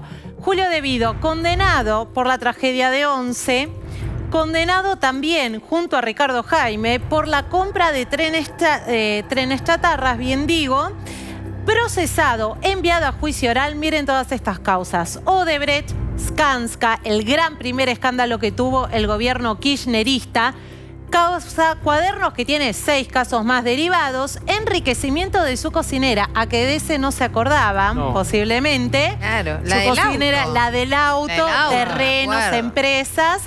La valija de Antonini Wilson, y acá no mencioné una que es muy importante, que es la defraudación a ICRT, la empresa minera de Río Turbio en Santa Cruz, que es la causa que lo llevó a la cárcel después de que se votó su desafuero. Ellos se sienten estigmatizados y humillados si los candidatos de Juntos por el Cambio los mencionan, porque dicen que siempre hablan de ellos en materia de corrupción, los ponen como y la pregunta ejemplos. y acá digo, más allá de lo que cada uno puede, ¿existe alguna figura jurídica que los proteja y que diga, un señor puede estar condenado y bien condenado, pero no hay derecho a hablar de él o ponerlo como ejemplo del mal? ¿Hay alguna figura? Bueno, la jueza Servini, que es la jueza con competencia electoral que tuvo que pronunciarse sobre este particular pedido, como decía Pablo, básicamente les dijo no al lugar. Primero, porque un amparo no se puede utilizar para este tipo de pedidos. Segundo, dijo la jueza, si usted se siente humillado, estigmatizado, no es este el fuero. A lo sumo, hago una denuncia o hago un planteo de calumnias e injurias, pero no venga a pedir. Vamos sobre eso. Es censura previa, en definitiva. No hay antecedentes por antecedentes. Temas, digamos, muy públicos de recursos del Estado, etcétera, que digan, voy a iniciar una demanda porque me están difamando. No hay antecedentes. ¿Con una condena encima? Claro, no hay antecedentes porque lo que sucede en este caso, y sí tienen varios puntos en común Milagros Sala y Julio De Vido, es que tienen condenas en hechos de corrupción confirmadas por la Corte Suprema de Justicia, es decir, fallos que tienen firmeza. Esto es como cuando en la farándula van y piden un bozal legal y dicen, le puse un bozal legal, le puse un bozal legal. Pero el bozal legal, existe, claro. Digamos. Puede proteger a menores, puede proteger a personas en situación de vulnerabilidad. Sería diferente si ellos estuvieran en etapa de investigación o llamados a indagatoria y no se sabe cuál es la culpabilidad. Cada uno corre con su riesgo. Entonces Si yo menciono a David, porque digo no hay que es calumnia. corrupto, Acá decir que esto les pasó, no hay calumnia, no hay injuria, porque Por supuesto pasó. que no hay. Había Claro. una manera en que los candidatos de otros partidos no dijeran que ellos hicieron eso. No se hubieran robado hasta la plata hasta el agua de los floreros. Pero por Y listo, supuesto. viejo. Igual entonces vamos a cambiar la información. Vamos a decir, esta semana fue visto el ex vicepresidente Amado Boudou, a quien no podemos mencionar en la causa Chicone, que está participando activamente de la campaña de Sergio Massa y Agustín Rossi. Sí, Sería es como- así entonces. Claro, el es planteo. como borren nuestros antecedentes penales de los discursos públicos de los candidatos. El asunto es que no es que está en un grado de sospecha. Estamos hablando de condenas por corrupción confirmadas por la última instancia, por la palabra máxima en materia jurídica, que es la Corte Suprema. No es que tienen una causa abierta y que podría estar Igual, en perdóname, duda. Lu, aunque la Tienen un tuvieran largo abierta y no estuvieran historial. condenados, cada quien que lo mencione corre con su riesgo de luego ser demandado por haber difamado a alguien. O sea, es absurdo por donde lo mires esto. Sí, y Incluso Milagros Sala habla del electorado, que el electorado no la nombre. Sí. ¿Qué Bueno, le va a pero- pedir a la gente hablar de ¿Alguien ella? tiene derecho a que se borre su pasado? Por ejemplo, Jo Klender en un momento dijo, no sé por qué la gente sigue preguntando qué es lo que yo hice en aquella época con mi hermano, en aquel momento. Ahí fue un Tiene poco distinto El porque... derecho al olvido. Sí, no existe en la justicia penal porque en el caso de Jo Klender lo que es un registro de reincidencia, es decir, hay plazos cuando una condena se cumple, no es que se borra la información, lo que deja es de estar, claro, de estar accesible para cualquier ciudadano que la rastree. Pero cuando vos tenés una causa penal, no es que tenés un grado de sospecha, en este caso estamos hablando de personas, reitero, que tuvieron un grado de sospecha, que eso después se confirmó porque fueron procesados, enviados a juicio, un tribunal los condenó, la Cámara que siguió lo confirmó y la Corte Suprema dijo, sí, Julio De Vido es responsable de los delitos que le atribuyen en esta y en esta causa. Después hay una gran cantidad de causas cuyos juicios orales no empezaron, pero se encuentran procesados en esas causas. Hay herramientas para decir si cometieron estos delitos de corrupción. Bien, el tema es interesante, es muy interesante. No hablen de mí. Pero estás condenado. Bueno, No digas la que soy jueza condenado. dijo que no al lugar. Doy vuelta a la página y me meto con un tema que creo que les interesará, especialmente si tienen entre 40 y 55. 65 también aceptamos a todos. Gracias. 40 Este señor que ustedes Muy ven inclusivo. es Tomás Balmaceda. Es filósofo y acaba de publicar con otra autora que ahora mencionaremos, un libro bastante provocativo que se llama, muéstrelo la de Salinas. Acá. Vamos. Generación invisible. La generación X, Tomás, es la que tiene entre qué edad y qué edad. Mirá, para nosotros, con Miriam de Paoli, es entre 45 y 60 y largos, digamos. Algo así. Nada, somos lo que muchas veces se conoce como la generación X.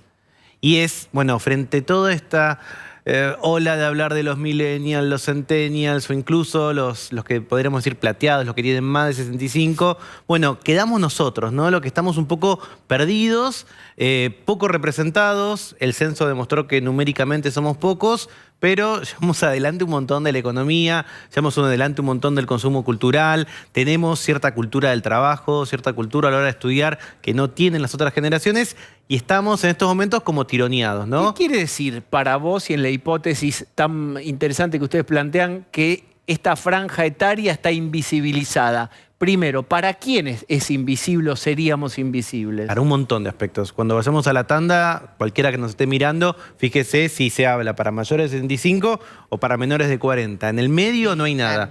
Fuimos a hablar con la gente que hace publicidad y nos dijo, y si yo tengo que hacer una publicidad para cremas, para alguien de más de 50, la modelo tiene que tener 35.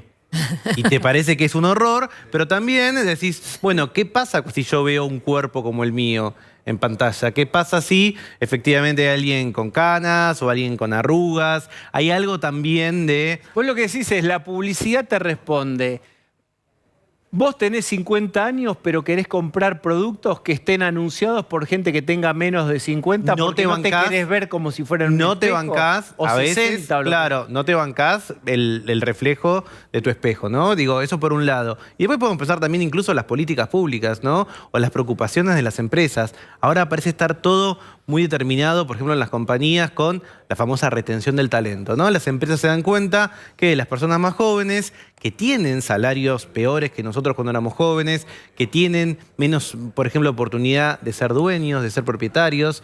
De alguna manera nuestra generación fue la última que pudo tener acceso a crédito para la vivienda. Ahora, de los 40 para abajo, tienen que esperar que nos muramos nosotros. O sea, la única manera en donde básicamente puedes ser dueño es, no digo matando a alguien, pero... no lo digo con idea. No duda, Ojo con la idea. Nosotros, ¿no? Pero digamos, entonces tienen otros valores, quizás nada, no tienen la idea como teníamos nosotros de estar toda la vida en una empresa. Ahora eso es mucho más difícil, les gustaría viajar. Entonces hay otros intereses y nosotros fuimos invisibilizados. Pero ahora una pregunta, esa generación que vos describís y que estamos todos nosotros incluidos ahí, ¿no es la que en las casas toma las decisiones? Totalmente. O sea, y no solamente la gente toma eso. decisiones, está bien lo que vos decís, Claro. la publicidad de cremas no nos va a mostrar a Osvaldo y a mí con panza, sino que va a mostrar a alguien... Error. Error de las cremas. Bueno, perfecto. Ya te van a Error de las respetar, cremas. Osvaldo. Está claro, pero a la hora de decidir la compra, tomamos la decisión nosotros y la mayor parte de la gente que está mirando toma esa decisión en esta edad en su casa. Totalmente, y eso es re interesante, porque efectivamente, si juntásemos a todas las personas del mundo que tenemos entre 45 y 65, seríamos el tercer PBI, después de China y de Estados Unidos. Sin embargo, antes de hacer el libro, con Miriam hicimos una investigación grande en la Argentina y en otros 6 países de América Latina, no nos vemos reflejados en las publicidades. Somos pocos, dijiste, en el censo. Porque Igual, y claro. en todo el mundo estamos entre los baby boomers, que se llamaban boomers justamente porque después de la Segunda Guerra Mundial fueron 7 años consecutivos de aumento de la natalidad, y luego los millennials también numéricamente son muy grandes. De hecho, luego de la pandemia, un poco por causas del tipo de población al que atacaba la enfermedad y también por el paso del tiempo, hoy las personas millennials son la población más grande en la faz de la Tierra. Tomás, y esto, perdón, este segmento de 45 a 65 aproximadamente que ustedes ubican como invisibilizado ahora, ¿siempre estuvo invisibilizado en la historia? No, porque ¿O es un fenómeno de estos años? Y en tal Mirá, caso, ¿por qué? pasa algo, y capaz alguno acá también se siente identificado. Cuando yo era chico, yo quería ser grande. Sí. De alguna manera, yo imaginaba tener 20 y pico, después tener 30 y pico, y tener 40 y pico, digamos. Uno esperaba algo, porque también se iban dando ciertas fases en donde nosotros decimos también que somos una generación que a veces perdimos el poder, en el sentido de que tampoco estamos a veces en esos lugares de poder. Sigue estando gente muy grande o gente más joven. Y ahora, sin embargo, todo el mundo quiere ser joven. Como que, digamos, la sociedad siempre, en muchos sentidos, benefició a los más jóvenes, pero nunca como ahora. Como que realmente la idea es mantenernos jóvenes, aunque vemos cierta resistencia. Nosotros hablamos un poco del orgullo del invisible, ¿no? Para el que va al gimnasio. A ver. Bueno, el que va al gimnasio ve que la mayor parte de la que está al gimnasio tiene nuestra edad, ¿no? Y quizás no es porque quieren verse como de 20 años o que quieren verse como de 30. No, Quieren envejecer bien. Bueno, sabemos que yo tengo 42. Yo sé que por lo menos las estadísticas dicen que si no me pasa nada, voy a llegar tranqui a los 85. Posiblemente más de los 85. O sea que yo me estoy enfrentando que me queda la mitad de mi vida, que es un montón. Entonces digo, bueno, ¿cómo quiero llegar? Quiero por lo menos, no sé, yo siempre pienso cuando hago gimnasia, que no me gusta mucho, soy filósofo de otra cosa, pero digo, bueno, quiero a los 70 subir con la bolsa del súper hasta mi Mañana casa. cumple 80 años Mick Jagger de los Rolling Stones. Así es. Bueno, pero fíjate cómo esa longevidad cambió, ¿no? Como que hoy la idea que tenemos nosotros, y para mí también es muy fuerte pensar que nuestra generación está abriendo puertas a la hora de envejecer muy diferentes. Nosotros, si pensamos en nuestros viejos a nuestra edad, no tiene nada que ver con nuestros hábitos, con las cosas que consumimos, con el aspecto que tenemos, con la familia que buscamos. Eso cambió un montón. Entonces, capaz nuestros padres envejecieron como nuestros abuelos como sus padres, pero nosotros tenemos que aprender a envejecer. Por un lado, con menos hijos, eso también lo determinó el censo. De alguna manera Argentina empezó a envejecer. No tanto como otras partes de la América, pero América en total envejeció un montón. Hoy en Brasil hay más abuelos que nietos. Y siempre se pensó que América era el continente joven, que nuestros tenía el vecinos bono de al joven, lado. el bono. Claro, y en Uruguay también hay muchísima población adulta mayor. Entonces, eso nosotros estamos avanzando hacia ese momento. Y después vemos en temas más terrenales, como empezó, por ejemplo, los conflictos en París, en Francia, que está en llamas, que fue por la extensión de la edad jubilatoria. Entonces, también hay algo de cómo vamos a envejecer todos los de esta mesa. Y muchos de los que nos están mirando, que no es como nuestros abuelos o nuestros viejos, que a los 65 recibían una medalla, los aplaudían y empezaba... Que podían vivir. Y podían vivir de eso. Y además, en muchos sentidos, quizás no querían seguir trabajando. Nosotros somos una generación que también nos gusta laburar. Eso. Está bien, lo que vos quieras, señor abogado de la generación X, pero la realidad es que no está siendo tomado en cuenta por la publicidad, por un montón. Por el gobierno, incluso por la gente misma. Porque ¿cuál es hay la algo de razón envejecer. última? Bueno, para ¿Cuál mí es la eso. razón? Hay un tabú con envejecer. A todos nos cuesta envejecer. Algunos los empezamos a vivir a los 30 y pico, cuando alguien te dice señor. Y vos decís, no, ¿cómo me decís señor? ¿Cómo puede ser que diga señor? Cuando, nada, como también pasa con el cuerpo, cambia, digamos, ser invisible o ser adulto mayor no es exactamente perfecto, ¿no? Como que para los que no tienen 40, a partir de los 40, algo te duele. Como que de algún momento la espalda, el cuello, dormiste mal, te engancha la presbicia. Te digo, hay algo también que tiene que ver naturalmente, digamos, con nuestro cuerpo. Por supuesto, la ciencia nos permite vivir mejor, pero resistimos la idea del envejecimiento. De hecho, si esta conversación hubiera sido, vamos a hablar de envejecimiento, la gente hubiera cambiado de canal. De hecho, en estos momentos en donde ya casi está muy mal visto discriminar, digo, por sexo, por lo que fuere, no está mal visto discriminar por edad. Total. Uno de los insultos más característicos de las redes sociales es viejo meado. Viejo. Sí. ¿Cómo? Viejo meado. Horrible.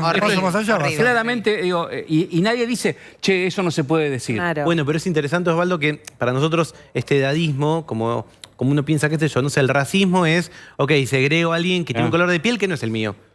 Ok, sexismo, segrego a alguien que tiene un género, un sexo que no es el mío.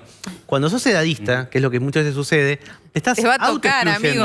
Claro, porque lo único que no envejece es lo que está muerto. Ahora, te va a tocar. Cuando analizan a esta generación, ven que tienen, por ejemplo, otros debates también respecto a la maternidad, a la paternidad, al tipo de parejas que conforman, al tipo de familias que buscan constituir. Sí, nuestra manera de concebir la familia fue quizás lo que más nos sorprendió de un estudio que hicimos, porque descubrimos que quizás a diferencia de nuestros viejos, nosotros imaginamos una vejez sin la familia de sangre. Como que empieza a crecer más la idea de los amigos, ¿no? Y justo el lunes pasado salió un artículo muy grande, una investigación muy grande de Estados Unidos de qué difícil es hacer amigos de grande, ¿no? Que es un tema. Sin embargo, para nuestra generación, por lo menos en Estados Unidos, es más fácil hacer amigos que la gente más grande o que la gente más joven, ¿no? Como que tenemos eso. Y quizás también nosotros decimos también que somos sándwich en el sentido de que es una generación que estamos con nuestros hijos y los estamos ayudando económicamente y con tiempo, y ya empezamos a ayudar a nuestros viejos. Claro, económicamente y con tiempo. Hay que hacer un análisis, hay que acompañarlo a hacer tal lado. ¿Qué pasa con el mercado laboral? Porque es una edad clave donde estás cerca de la jubilación, quizás no valoran tanto tu experiencia, quizás buscan más jóvenes. Me decían de empresas que ahora han empezado a buscar gente mayor de 50 años para la atención personal, porque saben que el que va a ir personalmente también es mayor, porque los pibes van... Estamos en una bisagra. La verdad que cuando tocamos estos temas o hacemos seminarios sobre esto, lo primero que sale es lo laboral, pero básicamente por una experiencia que a veces el que la vivió lo ubica, y es en ocasiones vas a una entrevista de trabajo que quien te puede contratar es más joven que vos. Sí, claro. Y qué pasa ahí? Y el edadismo es que las personas más jóvenes tienen un preconcepto de cómo es tener 50, cómo es tener 60, cómo es tener 40. A veces nada, el reclutador tiene 20 y pico, 30 y pico, y justamente empieza a darse eso de que a veces las personas quedan afuera de ciertos puestos, a pesar de que, como decía al comienzo, nosotros tenemos un tipo de cultura del trabajo, por decirlo de una manera, con una ética muy diferente a las personas más jóvenes. Como que efectivamente uno ve que los proyectos se realizan cuando estamos nosotros, ¿no? Por cosas que quizás no están necesariamente bien. Cuando nosotros analizamos, por ejemplo, algunos conceptos que tenemos que no tienen los más jóvenes, aparece mucho el derecho de piso. Todos acá arrancamos laburando y en un trabajo que o no nos pagaban, o nos pagaban muy poco, o nos trataban mal. Y eso era lo aceptaba. Nos parecía que el sacrificio era parte de ese trabajo. Hoy no lo puedes hacer con los más jóvenes. Y posiblemente hay que celebrarlo. Lo que pasa es que después, cuando decís, che, mira, para el lunes hay que terminar esto. No, yo los fines de semana me desconecto, no puedo. No, yo ya el viernes tengo Casual Friday, me abro una birra, qué sé yo. Y sucede algo, ¿no? Y a veces nosotros, un poco burlonamente como los más jóvenes, jodemos con cosas como, y acá sí que resolver algo, capaz llamás por teléfono y en 2 patadas lo resolvés. Alguien más joven lo llamás por teléfono y se paraliza.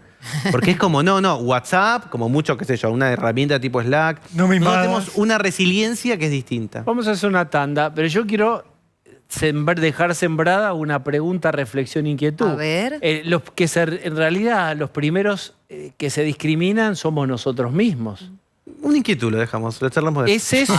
Antes que el reclutador que te ve, y a lo mejor somos o no. Después de la tanda, dale. Seguimos con Tomás Balmaceda sobre su libro.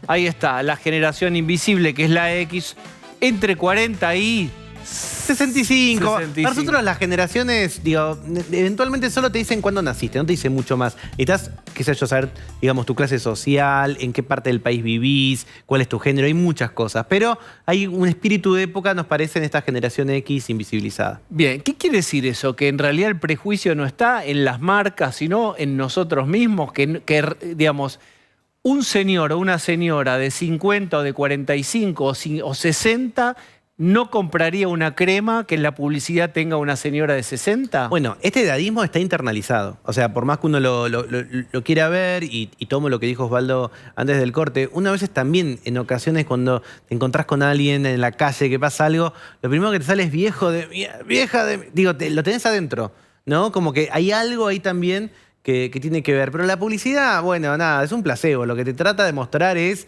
un mundo ideal para venderte algo. Y de alguna manera, bueno, quizás uno se siente más cercano a ver algo para uno de alguien que es más joven o que parece más atlético, que parece más vital, que lo que efectivamente pasa. Yo creo que igual estamos transicionando hacia esto, ¿no? Hacia pensar, porque tal vez lo que nos sucede también es que nuestra idea de alguien de 50, si cerramos los ojos y decimos, ok, ¿cómo te imaginas a alguien de 50? Y después ves a alguien de 50, hay una discrepancia. Porque de alguna manera estamos todavía pensando en cómo pensaban nuestros viejos a la edad. Y no como la vivimos ahora. Para lo que vos te imaginás, digamos, imaginación contra realidad. No, y lo imaginás peor, lo imaginás a alguien tejiendo. Vos decís a alguien de 60 años, yo me imaginaba antes a alguien en la puerta de la casa, en una reposera, tejiendo, o el otro cebando mate, como una pasividad que hoy no existe. Digamos, si ves, por ejemplo, las personas que tienen más de 60, nosotros también fuimos a entrevistarlas, su principal interés es viajar. Quieren viajar a donde La vida puedan, como social. puedan, como Y el quieran. gimnasio está lleno de gente que tiene 70, 80 y están en las cintas y están en los escaladores. Y los ves están también con a la hora en el mancuernas. cine, en el teatro, los ves, por supuesto, aprendiendo en aplicaciones de citas, quizás no las tradicionales, pero se animan a un montón. Vos pensás que nosotros somos como hijos del divorcio. Digamos, nuestra generación fue la primera que vivió padres divorciados traumáticamente. Yo en mi colegio, en primaria, me acuerdo de un solo compañero con papás divorciados y era, claro, era tratalo bien, porque pobre lo que tiene. Tiene problemitas. Claro, ahora todas las familias son ensambladas. ¿Qué me vienes a contar de una familia ensamblada si somos todos así? ¿Qué sé yo? Tampoco somos tan cancheros como los más jóvenes que somos poliamorosos. O sea, vemos eso y nos parece raro. Estamos descubriendo eso, pero hoy tenemos más chances de decir, bueno, ok, puedo tener muchos amores de la vida. Digo, la vida es tan larga, vamos a vivir tantos años y vamos a llegar bien físicamente. Pero no nos parece un orgullo ser generación X. No, porque todavía, digamos, el valor que tiene la juventud es total. En todo sentido. Es como algo de la novedad por la novedad. ¿Qué pasa con el verbo envejecer? Yo creo que hay algo ahí. No está bueno ese verbo. Bueno. Por más que haces el racional y el paso del tiempo, la sabiduría, estás más tranquilo. Si acaso Te salieron ocurre, las cosas bien. si acomodaste expectativa contra realidad. Lo que digo es, ¿qué pasa con ese verbo? No hay otro para usar. Pues yo te digo, todo está muy bien. Tráeme otro verbo, Tomás. Pero envejecer no me gusta. De hecho, nosotros decimos edadismo, pero en muchas partes, especialistas de Argentina y sobre todo en México, le dicen viejismo. Claro. Y nosotros cuando empezamos a ver viejismo, fue como que, viste, no querés. Y es muy difícil. Capaz puede haber otra palabra. ¿No podemos buscar otro lado en la experiencia? No, pero hay una otra decir palabra. envejecer es Hay cada viejo boludo experimentarse que cada digo, vez no más. sé si siempre es experiencia. Pero una cosa es envejecer y otra es crecer. Digo, vos Acá estamos hablando de cómo nos llamamos viejos sin decirnos viejos. Si aprovechás mucho tu vida, mejor. Osvaldo, el refraseo es bueno. Si aprovechás tu vida, vas creciendo. Digo, yo soy bastante tonto, pero no sabés lo tonto que era hace 10 años. Digo, claro. ¿Pero cómo te dirías? ¿Estoy crecido? Estoy creciendo. Está creciendo, está Estoy creciendo. creciendo. Sigo creciendo. Yendo. Y es lo que espero hacer hasta... incluso físicamente. Hay que cortarle las puntas. No, pero es Pero cierto hay algo de eso, hay algo de nosotros el lenguaje define la cosa. Total, desde el título del libro, cuando quizás planteamos estos problemas o algo, para que nosotros digamos la palabra viejo o envejecer, pasa un montón de tiempo, porque literalmente las personas se alejan. No lo quieren enfrentar. Pero escúchame, Tomás, vos estás hablando de un grupo de edad en el cual muchos son abuelos o muchos podríamos ser abuelos incluso. Entonces tiene que ver un poco con, primero, no cómo te la tomás, sino pues casi una cosa medio muy pequeño burgués, sino lo que te pasó en la vida, el rastro que tuviste, la herencia familiar, tu historia, hay un tus montón, trabajos. Sin duda, todo es interseccionalidad. Pero, por ejemplo, cuando preguntamos a la gente que era abuela o que tenía nietos de nuestra edad, casi todos nos decían, no quiero que mi nieto me diga abuelo. ¿En serio? Quiero que me diga Tomás, Claro. que me diga Pepe, que me diga María. Eso vos sabés que es clave. Nunca cambiar el nombre de una persona y quitarle la identidad para colocarle un abuelo. No, pero... Y menos en instituciones. Pero lo que él está diciendo No, es que los vos estás nietos hablando de que no es quieren que el los nietos nieto. le digan abuelo. Vos estás diciendo que es feo decirle abuelo a alguien que no es tu abuelo. Obvio, claro. Pero me parece, digo, lo pienso en Conozco mi experiencia gente familiar. que no le gusta que los nietos le digan abuelo. digo que Claro, está que tu diciendo nieto eso, te diga bueno, abuelo. pero Para ¿qué mis quiere que papás te diga? fue Famosamente Susana. Susana Claro. Jiménez. Exacto. Sí, está Pero sí lleno. es hermoso ser abuelo. Pero, En serio lo digo, no es una cuestión de edad. Bueno, Puede ser pero algo es- joven. es la Pero no negación fuiste de- abuelo todavía. Pero Lo mismo que Digo, tenía hay un algo papá. ahí que no sabés todavía. No, No. fuiste Mirá abuelo. que abuelo no es Mal. solo un rol. Lo que Claro. está advirtiendo mucha Sí, gente y se es incomoda es, tiempo. que no te está. Ven. El abuelo viene tira con el calendario. rol y vuela con. Pero es Tiene una 100 mirada años. antigua. También puedes ser Claro. abuelo a los Sí, 45 obvio, años. Se te da y sos obvio. joven y sos abuelo. Bueno, Y pero lo ser que estamos abuelo es diciendo fantástico. ahora, ¿no? Las palabras están cargadas. Sí. Están cargadas también de la claro. experiencia, de lo que Claro. sucede, de cómo venimos y también de la sociedad. Entonces, Tomás, ¿no somos también una generación que está entre padres muy fuerte, que nos dijeron todo lo que había que hacer y nos tiraron todos los mandatos por la cabeza, y hijos que están llenos de mandatos y de órdenes a lo que nos da miedo ponerle reglas? Pero ¿sabes qué? Había una canción en los 70 que era de Eladia Blasquez, que decía, tuvimos padres que nos castigaron, tuvimos hijos que nos criticaron. Y esto lo decía Eladia Blasquez en los 70. Bueno, Claro. bueno, hay una cosa, digamos, nuestros padres de alguna manera vivieron un poco la revolución sexual, ¿no es cierto?, de los 70, y en los 80 se volvieron yuppies y de alguna manera... Mi madre no vivió una revolución sexual. Sabelo. Pero hay algo interesante ahí, como que, digamos, en los 70 era esa liberación, en los 80 quizás un poco más generar dinero, y en los nuestros 80 hijos... vino el HIV, que en ese momento se decía SIDA, que era un terrible. freno a la incipiente sexualidad. Está bien, pero fue un cambio, digamos. Sí, y claro. de golpe, Claro, los 80 también, para los que estaban bien, era un momento de generar mucha guita, ¿no? Y nuestros hijos son todos digitales. Entonces también tienen algo que no tenemos nosotros, porque es todo TikTok, es todo 15 segundos, es todo rápido, es esta idea de la conexión total. Nosotros realmente todos acá y muchos de los que nos están viendo, nos criamos medio que le decíamos a nuestra vieja a las 10 de la mañana, en verano, chau mami, voy a ver qué onda. En la mía yo tenía que hablar a las 8 de la noche.